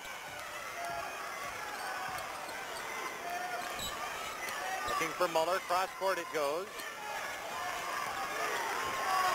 Shudak back out front to Rump. They'll play for the last shot here perhaps. 15 seconds. No, Rump will put it up and in.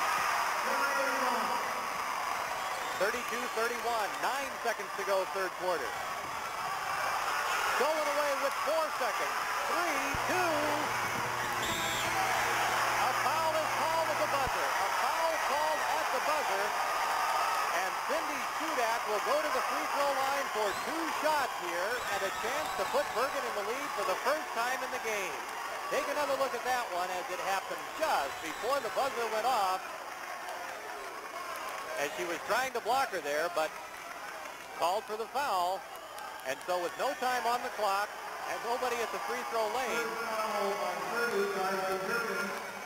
it will be Shudak at the line. It's tied, 32-32. First point of the second half for Shudak. That foul was called on Jurgens, her 3rd personal. And Bergen has the lead.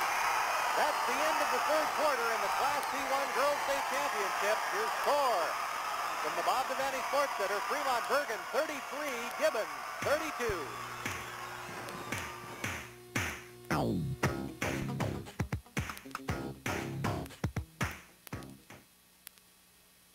To learn about Southeast Community College, why not ask somebody who's been there? The individual instruction is better than I had even hoped. The teachers are high-quality teachers. You get stuck somewhere, you can just talk to them and say, well, I'm having a problem with this, and I need a little bit of help, and they'll just sit down and help you right there. Southeast Community College, with campuses in Beatrice, Lincoln, and Milford. We're here to help you meet the challenge of the future. You'll appreciate Shopko's no-hassle return policy if you ever change your mind about a purchase. No matter what the item is, and more importantly, no matter what the reason, it's always easy to take something back to Shopko. No questions asked. Shopko will exchange your purchase or give you a refund, because Shopko isn't satisfied until you are. That's one more service Shopko has for your family. Say hello to goodbye and Shopko. And here was a big play, right? Or rather, this is Sherry Rump. She really went to town in that third quarter. Sherry now has 16 points in the game, 18 in the third quarter. And Bergen with the basketball has a 1-point lead, 33-32. Bergen will have the basketball also to start the fourth and final quarter. Rump passing off to Shudak. Follow try won't go, and the rebound comes to Gibbons' Lori Olson. Olson getting it across the timeline. We're into the fourth quarter. Bergen with the first lead of the game for the night, 33-32. Gibbon had led the entire way to those free throws at the end of quarter number 3. Keller with the follow shot. Keller has not scored since the first quarter. He had 4 points in the first period and has not scored since. Rump will miss, and the rebound comes down to Gibbon. Bergen going without Sarah Muller the first couple minutes here of the fourth quarter, but now Sarah is set to check back in. Muller playing with 4 fouls. Jurgens. Keller with the follow. Ginger Keller, only a sophomore. Good positioning that time inside. Good concentration to put it off the glass and get the hoop. I just had mentioned how Keller hadn't scored since the first quarter. Now she has 6 points for the game. And Gibbons back up, 34-33. The lead seesaws. 6:42 to go in the contest. Wewell. Rebound to Gibbon and a foul on Wewell. Still not in the bonus, though. It'll be just a common foul, and Gibbon will maintain possession in backcourt facing the Bergen three-quarter court pressure. Take another look at that last foul. That's her fourth foul, too. So both Wewell and Muller in foul trouble for the Bergen Knights.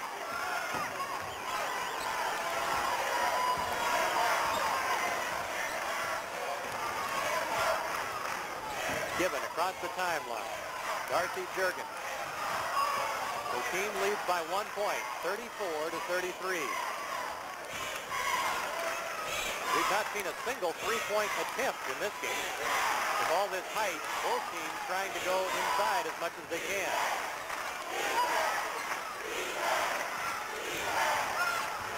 Shot blocked away. Good block by Cindy Shudak, but Gibbon maintains possession. 6 minutes now to go in the game. And a foul is called. Foul away from the ball. Gibbon now in the bonus.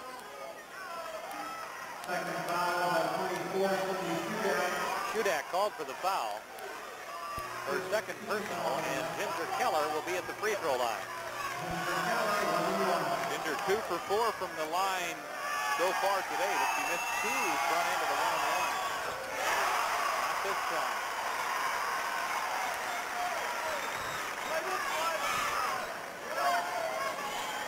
Seven points for Keller.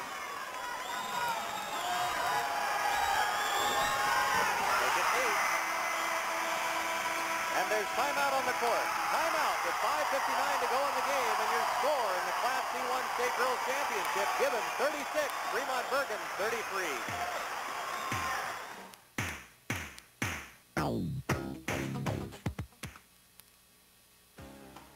Corn growers around here know Counter gives you more. More rootworm control, more root mass, more corn. And Counter in furrow gives you more protection where it's needed most. Counter consistently outperforms every other rootworm insecticide, and you can't afford a performance gap. So get more of what you use an insecticide for.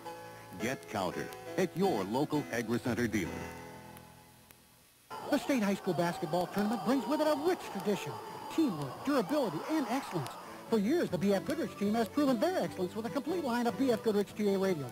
The B.F. Goodrich lineup includes the stylish high-performance Radial TA, the durable off-road all-terrain radio, and the tough, dependable all-season TA radios. These Nebraska B.F. Goodrich dealers salute the Nebraska high school student-athletes.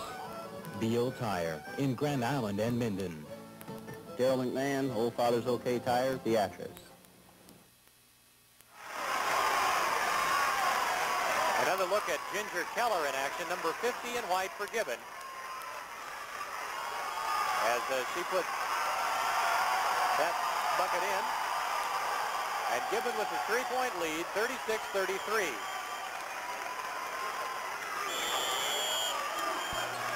But Fremont Bergen has the basketball, 5:57 to go in the game. This one looking like it's going to go down to the wire. Been close all the way for the most part. Rump gets the roll. Nice play. I'm sure that Coach Joe Witkevich designed that. They went backdoor to Sherry Rump, isolated her back there, and she got the easy hoop. 36-35. Gibbon by 1. And Gibbon with the basketball. Ginger Keller. Looking underneath, it's stolen away from Cush by Muller. Muller playing with those 4 personal fouls. 5:13 to go. Fremont Bergen trailing by 1. Rump, two-pointer, no good, and it'll be out of bounds. It'll be Gibbon's ball. Gibbon's ball. Amy Schmidt in for Bergen. The 5'7" junior, and Barb Anderson goes back out. And there's timeout on the court. Timeout on the court.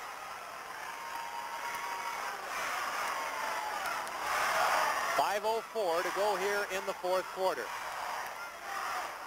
Timeout with 5:04 to go in the game, and your score is Gibbon 36, Fremont Bergen 35.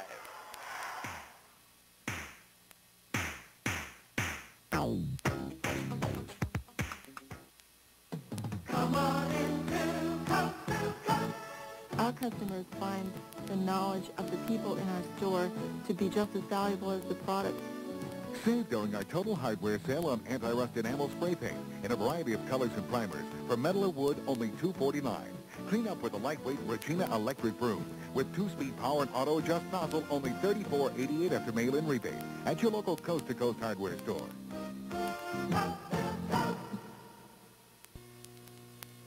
Among hybrid seed producers, one brand stands out, NC Plus Hybrids. Farmers have grown accustomed to counting on NC Plus for strong-standing, high-yielding hybrids. With its extensive research program testing 3,000 to 4,000 new hybrids each year, NC Plus continues developing improved numbers, pushing aside yesterday's leading hybrids, with the bottom line being greater yield and better standability. That's why farmers who have planted NC Plus through the years agree that one brand stands out, NC Plus Hybrids. Here's that backdoor play. Sherry Rupp, she has 18 points in the game. And Bergen trails Gibbon by just one, 36-35 with 5:04 left in this contest. It's everything we expected, Dick. Boy, it is. It really is going to go right down to it at the end, I'll tell you. It couldn't be a more classic confrontation. 1 versus 2, both unbeaten, and just a point apart here with 4:50 to go in the game. Gibbon leading 36-35. Juergens, the rebound to Muller. And here comes Bergen again. Neither team just able to break away. You can just tell that this one is really going to go down to the nub. Bergen has only led once in the game, and they don't get the lead back now. They got 2 free throws at the end of the third quarter to go up 33-32. The Lady Knights' only lead of the ball game.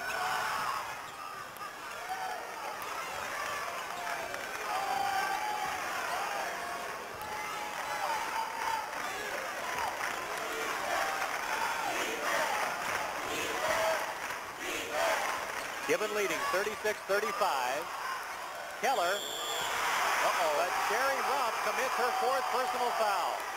Sherry Rupp called for the foul, and Gibbon will be at the free throw line. Now for Bergen, Rump has 4, Kate Wewell has 4, and Sarah Muller has 4. And the Knights do not have a long bench, so... Oh, in fact, they just called it on Wewell. They didn't call it on Rump, and she fouls out. So my mistake, that foul was called on Wewell, so Rump remains in the game with 3, and Wewell has fouled out. Now, that is also going to be a bit of a blow for Bergen. Wewell, one of the top scorers and playmakers for the Knight team. Although she only had 2 points in this game, she averaged 10.5 coming into the tournament. So Wewell fouls out with 4 minutes and 1 second to go in the game, having scored the 2 points all in the first half. And in for her is Julie Schmidt, the 5'3" junior. Dawn Rayburn will go to the line. Rayburn has not scored yet here in the second half. Rebound to Rump. Rump playing with 3 fouls, and Muller with 4. Here's Muller inside. Kind of forcing it up there. Gets her own rebound. And Sarah Muller has just scored her first 2 points of the second half. She was held scoreless the third quarter, and Bergen retakes the lead, 37-36, and Rump commits her 4th foul there. No doubt about that one, as she just could not stop her momentum. She didn't see the Gibbon player behind her. And Sherry Rump now has 4 fouls, and Fremont Bergen wants timeout. Fremont Bergen, timeout taken with 3:40 to go in the game. We'll keep it right here with Bergen leading by 1 point. And this one very tight, but now 2 of the key players in the game, 2 of the key players for Bergen, Muller and Rump, both with 4 fouls. We'll take another look at that last foul right here. And you can see Rump just didn't realize that she was going to come into contact there with Lori Olson. Yeah, Sherry got the best of that one, but the worst of it on the end of the foul. She picks up her 4th. One thing to watch for, I think, on Fremont Bergen's end, Dick, is a lot of people out there might be wondering, why isn't Bergen getting the ball inside to Muller a little bit more? She is supposedly the premier big player in the state, a scholarship player to the University of Nebraska. But one thing that Sarah really needs to work on, she doesn't get her hands up. She keeps her hands down by her hips. Even when she's on the offensive end cutting through the lane, she really has to get those hands up to try to give the girls a bigger target to throw to. And the other thing is it helps you shooting because you've already got your hands up and you can get the shot up without getting it blocked or have trouble with that so much easier. Well, another factor, of course, you got to realize that Gibbon has 3 6-footers inside there, and Muller is 6 foot herself, so they're collapsing in around her underneath and making it tough to get the ball inside to Muller. Probably not been very many games when Sarah has faced 3 6-footers in the same game. Right, and 3 good defensive players, too. Larry Bleach really has his team playing good defense. 5 points now for Lori Olson, her first point of the second half. And it's tied again, 37-37. As I have it, that is the 5th tie of the game. And Gibbon retakes the lead. You like to see that, too. Lori is the only senior on the Gibbon team, and she's coming through in the clutch. 6 points for Lori Olson. Bergen with the ball.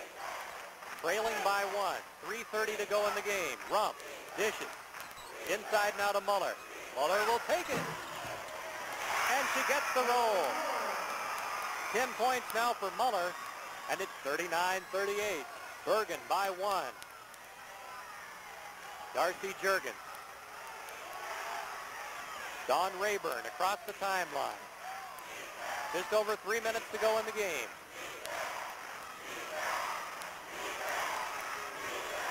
Inside to Juergens. And Muller with the rebound. 39-38, Bergen by 1, and Bergen has the ball. Sherry Rump working on Lori Olson. To Muller. Schmidt. And the rebound to Michelle Cush. Good position that time by Michelle. Cush, the only Gibbon player in double figures. She has 13 points. For Bergen, both Sherry Rump with 18 and Muller with 10 in double figures.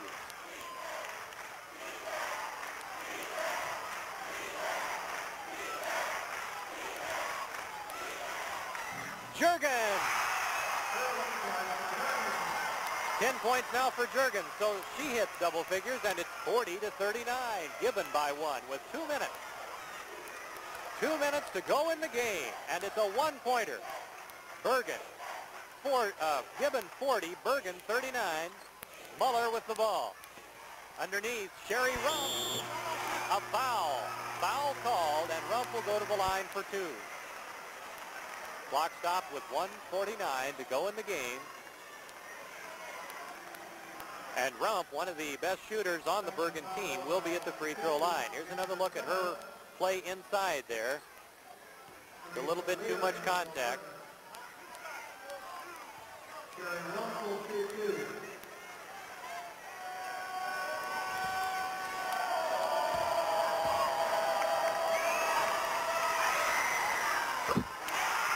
And it's tied again. 30, make it 40-40.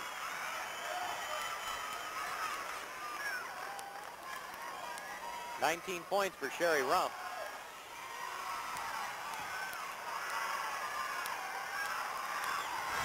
Make it 20. And give Bergen the lead, 41-40. Timeout is called. Timeout is called with 1:49. We'll keep it right here. That timeout called by Bergen. Each team with a couple of timeouts left here, so we'll probably see a few more timeouts before this one is over, as there's 1:49 to go, and it's just a point lead for Fremont Bergen, 41-40. And it's been a classic fourth quarter, Dick. The lead has changed hands 6 times now in the fourth quarter. The last 5 times the teams have traded baskets to switch the lead back and forth, so neither team able to take control. Earlier today in the Class C2 state championship, Oxford defeated East Butler 53-45. Oxford completing an undefeated season, 22-0, ending East Butler its first loss. Oxford wins Class C2. Coming up following this game will be the Class D2 game between Bruning, 18-4, and Chambers, 21-3. And then tonight, 3 more games on tap. Class D1, Elgin, undefeated 19-0, and Wausau, 24-1. The Class B final of 7 between Pius and Ord, both teams 22-2. And then the Class A championship scheduled to start at 9. Millard South 21-3 and Lincoln Southeast 18-3. Here we go. Gibbon with the ball. 1:49 to go in the game, and Gibbon trailing by a point. Bergen leading it 41-40. Here come the Lady Bucks. 10 seconds. They didn't make it. They did not make it across the timeline in the required 10 seconds, and Gibbon turns it over to Fremont Bergen. The Knights will have the ball with 1:39 to go. Rump with it. In no hurry. Let's see how much she melts the clock here. Now she'll go into the lane. Sherry Rump. Rebound to Schmidt. And it falls in there. What a big basket by Julie Schmidt. She's the one who came off the bench to replace Kate Wewell, and that was probably the biggest basket of the game so far. 4 points for 5'7" junior Amy Schmidt. And Bergen leads it 43-40. 1:20 to go. Gibbon breaks the press this time. Gibbon down by 3. 1:10. Jurgen. Rayburn. Keller. Keller up and in. Ginger Keller went inside, got the position when she knew the shot was coming up. An excellent play by the 6-foot sophomore. But Bergen still leads it by 1. 43-42. Bergen by a point with the ball. Rump. Shudak. Bergen in no hurry. Bergen has the lead by 1. Bergen with 2 timeouts left. Gibbon with 3 timeouts left. 33 seconds. They'll keep running that offense. Let Rump just continually drive in. Now watch her pull it back out. Offense. No, they called it on Jurgens. The foul on Darcy Jurgens of Gibbon. And Rump will go to the free throw line with 26 seconds for 1-1. We'll have to take another look at that one. Well, that's the toughest call in basketball. It really is. Whether it's on the offense or defensive player, and here you see it. Sherry Rump driving in, good and call. It was a good call. Jurgens was definitely in motion. She's got to be stationary, holding her position, in order for the charge to be called. Amazing thing, Bergen's still not in the bonus situation. Oh, sorry about that. It's not the bonus yet, so it's just a common foul. Bergen maintains possession. 25 seconds to go, and now a quick foul. Quick foul on Lori Olson, and so now it'll be Julie Schmidt at the line for 1-1. And a very smart foul. There's the girl that has been sitting on the bench most of the game. Probably more pressure on her than anyone else. So you send her to the free throw line. Good foul. I like it. And Larry Bleach is signaling his players, if she makes this free throw, call timeout. No, they're going to call the timeout now. They're going to call the timeout now and make her think about it. So there's timeout with 24 seconds to go in the game. We'll keep it right here. And Gibbon still has 2 more timeouts left. Each team with 2 timeouts left here. And when we resume play, I should say, it'll be Bergen at the line. Leading by 1 point. It's 43-42 right here. And Julie Schmidt, 5'3" junior, will be at the free throw line for 1-1. Boy, what big free throws those will be. And really, this 24 seconds is going to be an eternity. It doesn't sound like much, but it's going to take a while to play these last 24, I think. Yeah, they will. And Dick, we've had a number of overtime games so far at the Sports Center. It was triple overtime when Lincoln East beat Kearney at the Sports Center on Thursday in Class A. Then it took double overtime yesterday for Pius to beat Lexington in Class B. I wouldn't be too surprised if these 2 teams might go to overtime. It would really be a fitting conclusion for it. Boy, it really would. It just wouldn't have been right if these 2 teams didn't meet for the state championship. The way the season went, with them both being undefeated and number 1 and number 2 in the Class C1 ratings all year long, or virtually all year long. And here we go. It'll be Julie Schmidt at the free throw line for 1-1 with 24 seconds to go. And Fremont Bergen leading by a point.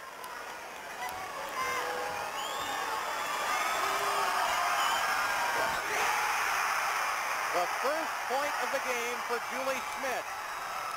Her first point, and Bergen takes a 44-42 lead. The all-important second one coming now.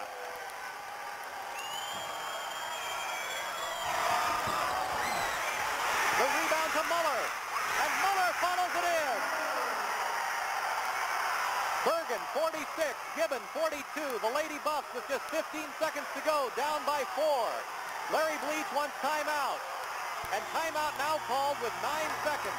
Timeout called by Gibbon with 9 seconds to go, but Gibbon is down by 4 points, so they are going to have to score and score in a hurry. What a big play, a clutch play by Sarah Muller. She took the game into her own hands right there. Well, she has. I would like to see her rebounding statistics in this game. She's had a ton of them, and Sarah has been kind of quiet offensively in this game, but she sure ignited them in this fourth quarter with 6 points for 12 in the game, and those were the biggest 2 right there. And that's just a smart heads-up play. It'd be the type of situation where maybe she could have got that inside positioning earlier in the game. She might have a special move that she could use to get the inside position, but it's smart to wait maybe until close when you really need it at the end of the game. Use that little special move, you get the bounce, and you get an easy 2, and that's what happened to Sarah on that one. And now Gibbon is in trouble, trailing by 4. One thing I really like to see, though, Larry Bleach, when he took that timeout, sometimes you'll see coaches in a frenzy, and their team will get in a frenzy. He was very calm, very relaxed. He wanted to get that timeout, and he was yelling at him to get it. But then he brought his team over, a lot of composure, and I'm sure he's got a play down now where they're going to get a shot off in maybe 3 or 4 seconds, call another timeout, and then hopefully foul or steal the ball then. Gibbon has 1 timeout left, 9 seconds to go in the game. Inbounds it comes to Lori Olson. Jurgens, now 6 seconds. A 3-point try. It's good by Lori Olson. And Gibbon calls timeout with 3 seconds. Timeout called with 3 seconds. The first 3-point shot that was even attempted in the game. And Lori Olson, the only senior on the Gibbon team, boy, she made that one go through perfectly from way out top. And she now has 9 points in the game, and it is 46-45. A 1-point game with 3 seconds to go. Now, what are they talking about in those huddles over there? Larry Bleach with his Gibbon Lady Buffs and Joe Witkevich with his Fremont Bergen Knights. Only 3 seconds left. What a clutch 3-pointer by Olson, and that's what we're talking about. That 3-pointer, it can just make such a difference at the end of games. Oh, and how big were Julie Schmidt's free throws now in relation to that? I think what I would do, depending on who will inbound the ball, but I think what Fremont Bergen wants to do is get the ball into the hands of Sherry Rump. I would double-team Sherry Rump, not cover the ball. Double-team Sherry Rump, say don't let her get the ball. Whoever else gets the ball, foul them right away. And, in fact, it wouldn't be bad for Gibbon maybe if Sarah Muller got it. She's 0 for 2 from the free throw line today. So looks like Muller will take it out of bounds. Nope. They're going to have Cindy Shudak take it out of bounds, and I'm sure they'll try to set a pick and get Rump open. They would like to have her get the ball. That's exactly what they're going to do. They're going to double-team Rump. 3 seconds to go. Bergen by 1 point. With the basketball stolen away. It's stolen away, and a foul called. A foul on Rump with 1 second. A foul on Sherry Rump with 1 second to go, and Gibbon will be at the free throw line with a chance to tie or go ahead. It'll be 1-1. And that was the senior, Lori Olson, who got that steal. Lori Olson only averaging 4 points a game, and she's had 9 in this game already, and now gets the steal and is fouled, and Rump is fouled out. And I'll tell you one thing. Lori Olson is 4 for 4 from the free throw line in this game. She has been perfect and has a very good shooting style as well on it. What a situation for Lori Olson. She makes the 3-pointer to bring her team within 2. Then is the one with the steal right there, number 22, and she'll go to the free throw line for the all-important 1-and-1 free throws. Oh, man, this is something. Well, I tell you what that is that was nerve. Cindy Shudak inbounding the ball. She threw the ball too hard. Lori Sherry was running towards Cindy, and Cindy threw the ball too hard, and it really just got away from Sherry. Maybe a lapse in concentration, whatever, but boy, it couldn't have been a worse turn of events for Coach Joe Witkiewicz and his Fremont Bergen Knights. Boy, what a classic situation for Lori Olson. She made the three-pointer to bring her team within one. Now she's at the free throw line for the chance to tie it.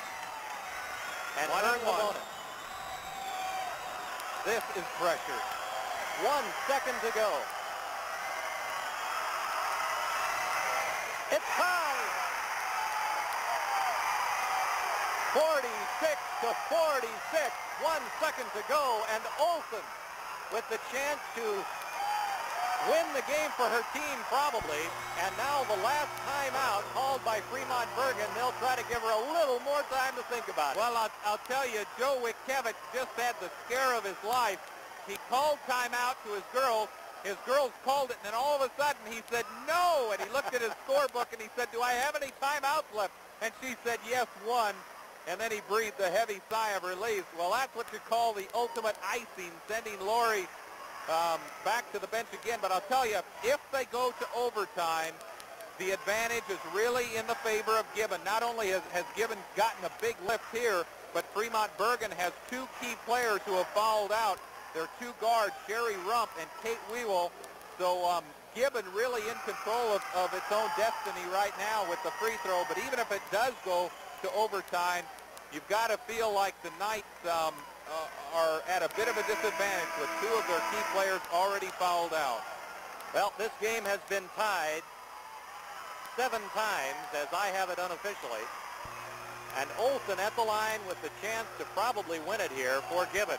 Good move by Larry Bleach not to even have his girls there. He doesn't want a foolish foul on the rebound if she does miss. Bleach is making the sign of the cross on the bench. Gibbon takes the lead back. 1 second to go. There's the buzzer, and that's the game. Gibbon has won the Class C1 state championship 47-46. Gibbon wins the title.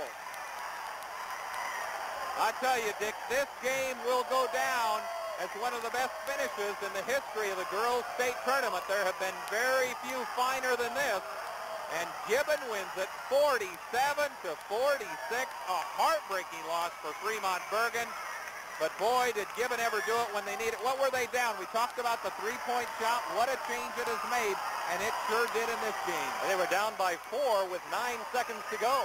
9 seconds to go. Gibbon was down by 4 points. And Olson made that three-pointer to bring them within 1. Then Olson fouled under the basket with 1 second to go, and she makes 2 free throws to win it for Gibbon. Lori Olson, the only senior on the team. She had 11 points in the game. And Gibbon wins the C1 state championship over Fremont Bergen 47-46.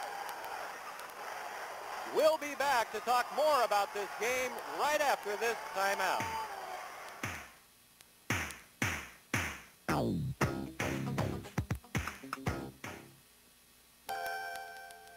After seeing us through years of braces, doctor bills, and home improvements, First Tier is helping out again with a new type of loan.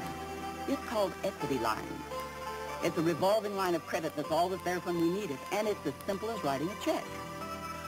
We used it to consolidate all our loans, and it's helped with our taxes. Thanks, First Tier, for being there when we need you. Your First Tier team, here to serve you well. Introducing a high-performance machine for your office. Canon's NP7550 copying system. 0 to 50 in 60 seconds flat. Automatically shifts to the right paper size. Zooms up and down. Does two-sided copying. From two-sided originals and sorting, all automatically. That's why Canon's NP7550 is the automatic choice. So step on it. You've got deadlines to meet. See modern methods of Hastings, Grand Island, Kearney, and North Platte, or call toll-free. America has plenty of rear-engine riding mowers, yet one is America's #1 choice, Snapper. #1 because of superior performance. #1 because of low maintenance. #1 because more Americans buy Snapper than any other brand of rear-engine rider. Join the millions of satisfied users who have made Snapper America's #1 choice. Nebraska Equipment Seward, Bellarmine Backus, Humphrey, and Nick's Farm Store, Geneva.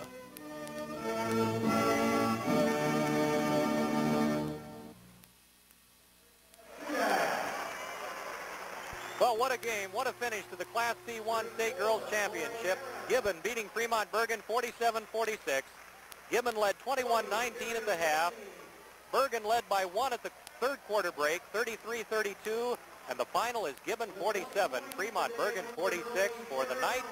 Sherry Rump with 20 points. Sarah Muller with 12. Cindy Shudak with 5. Kate Wewell with 2. Barb Anderson with 2. Amy Schmidt with 4. And Julie Schmitz with 1. While for Gibbon, 4 gals in double figures. Michelle Cush with 13. Darcy Juergens and Ginger Keller with 10 each. Lori Olson with 11. The big 5 points at the end of the game to give her team the victory. 3 for Dawn Rayburn. And that concludes the Gibbon scoring and accounts for their 47 points. Gibbon has won the C1 State Championship. The runner-up medals being presented out on the court, and we'll be back with more after this timeout.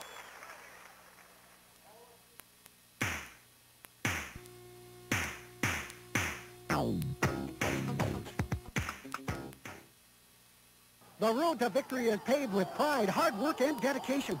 For years, B.F. Goodrich has dedicated itself to creating the very best winning performance tires, the B.F. Goodrich TA Radials. B.F. Goodrich has a TA radial that will match your need, whether it be off-road, street performance, or all season. See your B.F. Goodrich team, featuring a complete line of B.F. Goodrich TA radials. These B.F. Goodrich dealers salute the Nebraska high school student athletes. I'm Larry Bull from OK Tire Stores, Central City. Hi, I'm Les Rookstechel, Tire Mart, Seward. Do you know about Shopko's low prices? Know them? I depend on them. Great sale prices every week. Don't you love their low price guarantee? You know, if you ever see anything advertised for less someplace else, just bring the ad to Shopko. And they'll meet that price. Guaranteed. So you don't have to drive all over town. Because nobody undersells Shopko. For guaranteed low prices, come to Shopko. Because Shopko won't be undersold.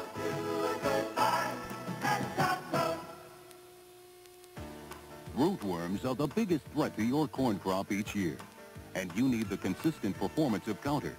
Last year, tests by universities in the Corn Belt proved that Counter works best. It prevented economic loss to rootworms in 95% of all tests. The next insecticide prevented economic loss in only 73% of the tests. That's a serious performance gap, and you can't afford a rootworm performance gap. Get Counter at your local AgriCenter dealer.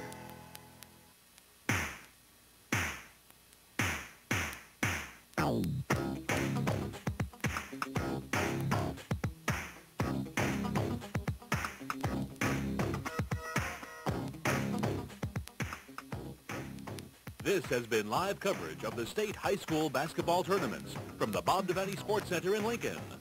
Brought to you in part by your Nebraska B.F. Goodrich dealers for all your tire and service needs.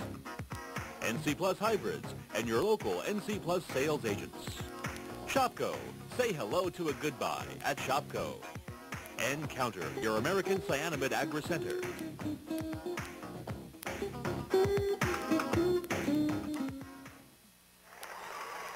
And now let's pick up the championship and medal presentations to the Class C1 champion, Gibbon Lady Buff. 12, Amy Bleach. You're going to get for now. 20, Chris Richardson.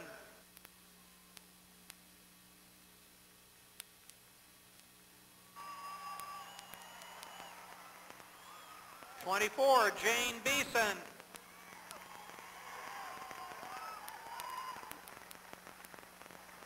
34, Christy Sell.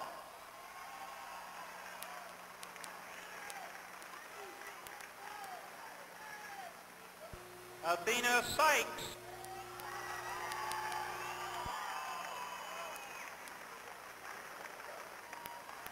'Stephanie Hodge.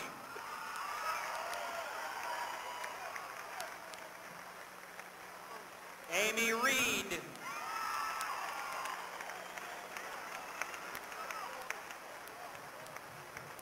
11 points this afternoon, number 22, Lori Olson.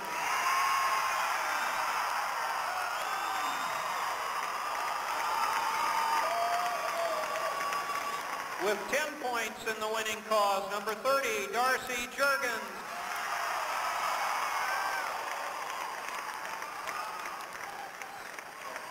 .32, Dawn Rayburn.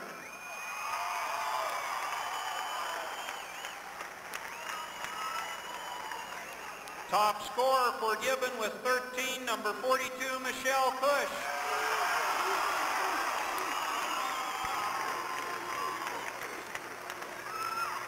And with 10 points, number 50, Ginger Keller.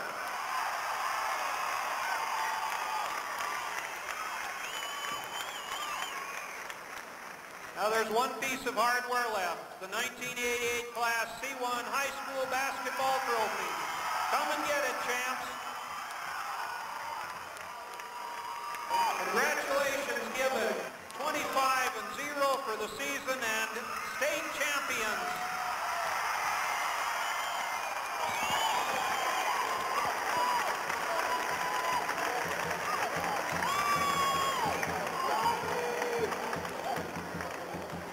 Gibbon wins the Class C1 state championship.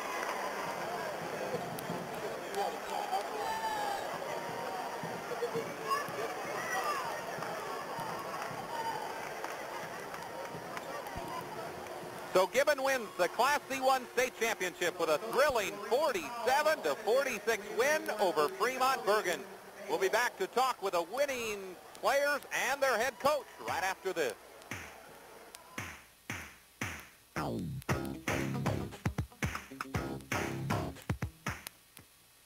There is a great future in agriculture, and we at Hoegemeyer Hybrids intend to be part of it.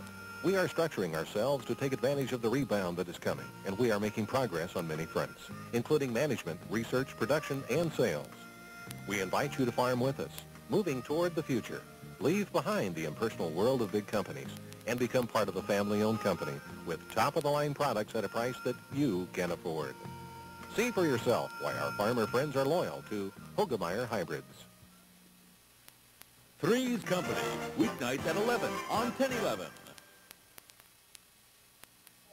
Please report to the TV table. We're back at the Bob Devaney Sports Center, where Gibbon has beat Fremont Bergan in a thriller 47-46. Lori Olson, the hero, as Gibbon trailed by 4 points with just 9 seconds to go, but that's when Lori Olson hit a 3-point shot. And then after Olson made the steal and was fouled with 1 second left, Lori made both the front end and the back end of a 1-and-1 to give Gibbon a thrilling 47-46 win over Fremont Bergan. Bergan had been number 1 in the state all season long, undefeated. Gibbon number 2 undefeated, so Gibbon ends the season with a 25-0 record. Well, Bergan falls to 25-1. What a thrilling game. And we're still not done. That is only the second of 6 ball games that we will be bringing you today from the Girls State Championship Basketball Tournament. Coming up in about a half an hour, we will have the Bruning and Chambers Class D2 Championship game. So that one should be a good one as well. Both teams look to be very evenly matched in that one. And now standing by courtside with the winning head coach of the Gibbon team is Dick Janda. Dick, let's go over to you and Larry Bleach. Okay, thanks, Jeff. Winning Gibbon coach Larry Bleach. Coach, congratulations. What a finish in this game. Boy, it's a lot easier to referee. We had so much strategy that last 4 or 5 minutes. Joe would get a timeout. We took 3 timeouts, and we decided to go for the three-pointer and foul right away, and then we got fouled, and our senior, Lori Olson, came back and hit that first shot, and he called timeout, and I said, Lori, this is just like Hoosiers. Knock this thing down, and we're the champions. And it was just, I can't express how I feel. Boy, it was a classic finish. What was the discussion with 9 seconds to go when you were down by 4 and you played for that three-pointer? We decided we would have one play we run all year called a triangle and 3. We've only shot 7 3-point shots all year because I don't believe in the three-point shot. And I'll be darned if the three-point shot didn't win us the state championship. So I still don't believe in it, but I'm sure happy she hit that. And I'll tell you, Lori Olson, we have 4 great players, and Lori Olson's a great player also, and a lot of people don't give her a lot of credit since she's our only senior, and she isn't as flashy and she isn't 6 foot tall, but she came through today, and it was a total team effort. Let's bring it back then to the situation with 3 seconds to go when Bergen was bringing the ball inbounds. The strategy there, as you inbounded and eventually did get a foul there. Oh, we was definitely double teaming Sherry Rump. You know, that would be the smart thing to do. We had Michelle Cush, who's our fastest girl, on Mueller, and anybody else that touched the ball, we were going to foul right away. I'm a Methodist, but boy, does it feel good. And then Lori Olson at the free throw line. You've said it, but what a clutch effort. The only senior on your team to knock down those 2 free throws. She hit the first one, nothing but net, and I told him no matter what happens in the second one, we're not fouling. We'll take him to overtime. But I said, you're not Ollie, Lori, and you go knock that down and let's win a state championship. And nobody gave us any chance to win. And they said Fremont Bergen was the best team they've ever seen. And our girls just took that to heart. And I'll tell you what, it was a great, great effort. One thing, you've got a lot of these gals back. All of your 6-footers are underclassmen. Olson, your only senior. They're all great players, and they work hard, and we've got a great girls basketball program at Gibbon now, and I'm real happy with it, and I don't think I'll quit just to referee, so I'm going to stay with it for a while. All right, Larry, thank you very much. Congratulations on the win. Thank you a lot, Dick. Okay, and we'll be back to talk with some of the Gibbon winning Lady Buffs after this timeout.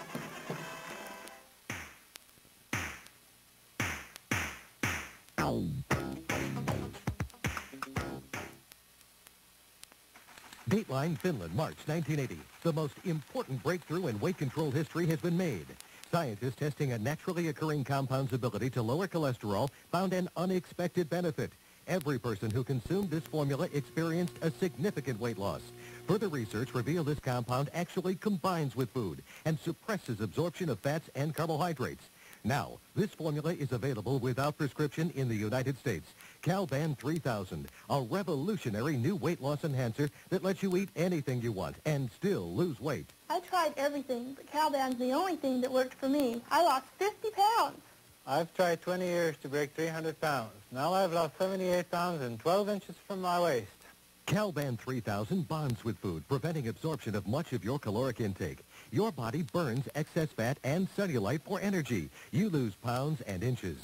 Losing weight's not easy. If you've tried dieting and found yourself regaining what you've lost plus some, then you know what I mean.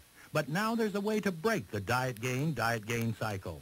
Calban 3000 allows you to get rid of excess weight without exercising and without reducing your food intake. Calban 3000 has no dangerous stimulants or chemicals, no harmful side effects, and it's absolutely guaranteed to work or your money back. I thought I'd never be slim again, but I lost 85 pounds and regained my youthful figure. I lost 62 pounds in 3 months. With Calban, I feel and look like a new man. If after 3 weeks you don't see a significant weight loss with no loss of energy, simply return the empty container for a full refund. With Calban 3000, you can melt off those pounds and inches. Why wait one more day? You have nothing to lose but ugly fat, flab, and cellulite. Here's how to order. Call 1-800-638-2800. 3-week supply just $19.95 plus $2 postage and handling, or order a 6-week supply for only $38.95. Call now, 1-800-638-2800. Say COD fees and use your American Express, Visa, or MasterCard.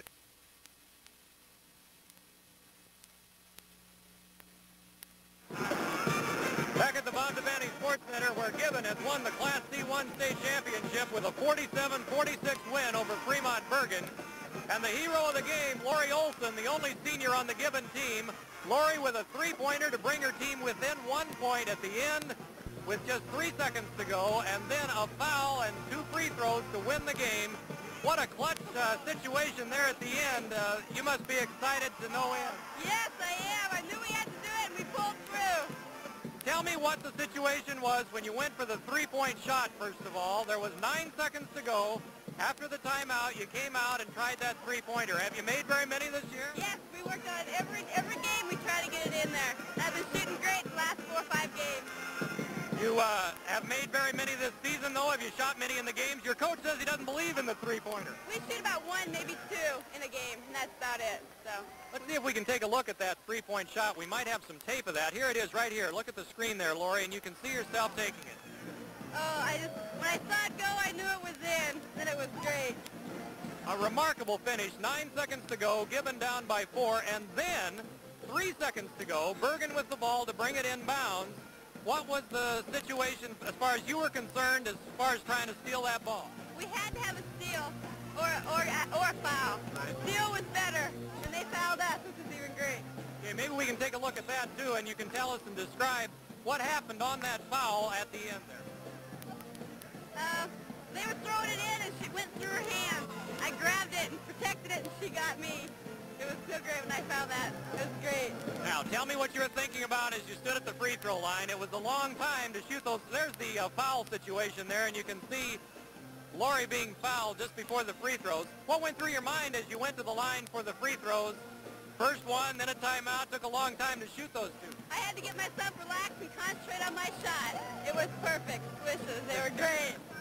Lori, this must be some way to end your high school basketball career. The only senior on the Gibbon team. Next year we're going to be strong, but this year we're going to live it up. This is great. This is great. Is there going to be any celebration in Gibbon, you think, tonight? Yes, there will be. Yes. All right. Congratulations to you, Lori, and to all the team. Congratulations very much. Let's talk next to Michelle Cush. Michelle, the leading scorer for Gibbon with 13 points today. Michelle, you transferred over from Grant, I see. Tell me a little bit about that situation and coming over here to Gibbon. It was an easy move. Coach Bleach helped me out a lot, and it was fun to play with them. It was an easy adjustment. Now, let's talk a little bit about this game. It was an inside game, you'd have to say, all the way with you and your tall Gibbon teammates working against Muller. Yeah, we crashed the board well. Ginger did a great job for us, and we just got inside position. It was fun. Now, what were you guys thinking with 9 seconds to go when you were down by 4? It looked like an almost impossible situation. We knew Lori could make the three, and we went to her. It was, I mean, she's been our three-point shooter since the beginning of the season, and she came through. Now, you hadn't shot very many three-point shots this year, I guess. Coach Bleach says he doesn't believe in them. No, it's just he calls them out from the bench, and when he wants us to take them, he'll tell us. All right, well, congratulations to you. Congratulations to your whole team. Thanks. Okay, thank you very much. Let's bring in Darcy Juergens. Darcy had 10 points in the game. Your reaction to winning the state championship? It's great. I've never had a feeling like this before in my life. We just stuck together as a team. That's what really counted. What was the feeling like at the end there when it did look pretty desperate when you were down by 4? We knew that we could do it if we just stayed under control and did what we had to do. We knew what we could do. You sure you could do it with just 9 seconds left? Yeah. Tell me a little bit about working with Coach Bleach. I've been associated with him as an official, a referee for a long time, and now he's obviously quite successful as a coach also. Yeah. He works with us a lot. I mean, he takes us to camps and everything. He treats us as individuals. I mean, he helps each person. Not like the top 5 or, he helps every single person. That's what's so great about him and the rest of the coaching staff. You're one of the many underclassmen on the Gibbon team. I know that you guys are probably pretty anxious about the future coming up. Yeah. We have we have a shot at winning state next year, too, if we just work at it. Look at the monitor there. There you are shooting one of the shots that you made today for 2 of your 10 points. Quite a game for Gibbon. Yeah, it was great. Okay, congratulations to you very much. And let's bring in Dawn Rayburn. Dawn, another one of the 6-footers on the Gibbon team. Tell me your reaction to winning it all. It's the best feeling I've ever had. I mean, especially when we make a great comeback like this. It's super. Now, your season, an undefeated season, what a way to end it with such an exciting finish. It is. I can't believe it. I'm in awe. It's great. Now, you girls seem to try to work that high-low post offense throughout the game. Tell me a little bit about how you were trying to work inside with your offense. Well, if they're there, we look for them, and if they're there, we pass it to them. Otherwise, we take our outside shot. But all right. Well, congratulations. Going to do a little celebrating tonight in Gibbon? You bet. All right. Thanks very much. Ginger Keller. Ginger, the Gibbon center with 10 points today. Ginger, you had 4 in the first quarter. Then you didn't have any again until the fourth quarter, I believe it was. You had kind of a drought in there, but you kind of came through at the end. Yeah, I wasn't shooting very well today, and I was hoping that other people could come along when somebody else isn't hot. Now, tell me what, from your perspective, you were thinking about at the end there, especially when you were down by 4 with just 9 seconds to go. Well, I think everybody stuck together and knew that we could win it if we stuck together, and we did. This must be quite a thing for not only the Gibbon team, but the community of Gibbon to win a state championship. Yeah, it's great. I hope everybody's helped us a lot. And you're another one of the underclassmen. You might have something going here for the future. I hope so. Okay, Ginger, thank you very much. Congratulations to you. Okay, I think we've talked to just about everybody that played in the game. Congratulations to the Gibbon team. Thanks again to all of them very much. Again, the final score, Gibbon 47, Fremont Bergan 46. Gibbon wins the Class C1 state championship with a last second finish. Jeff, back to you. Okay, Dick, we're getting all set for the Class D2 ball game. We're still about 15 minutes away from that one, so let's go ahead and take a break, and we'll come back to talk Nebraska women's swimming right after this.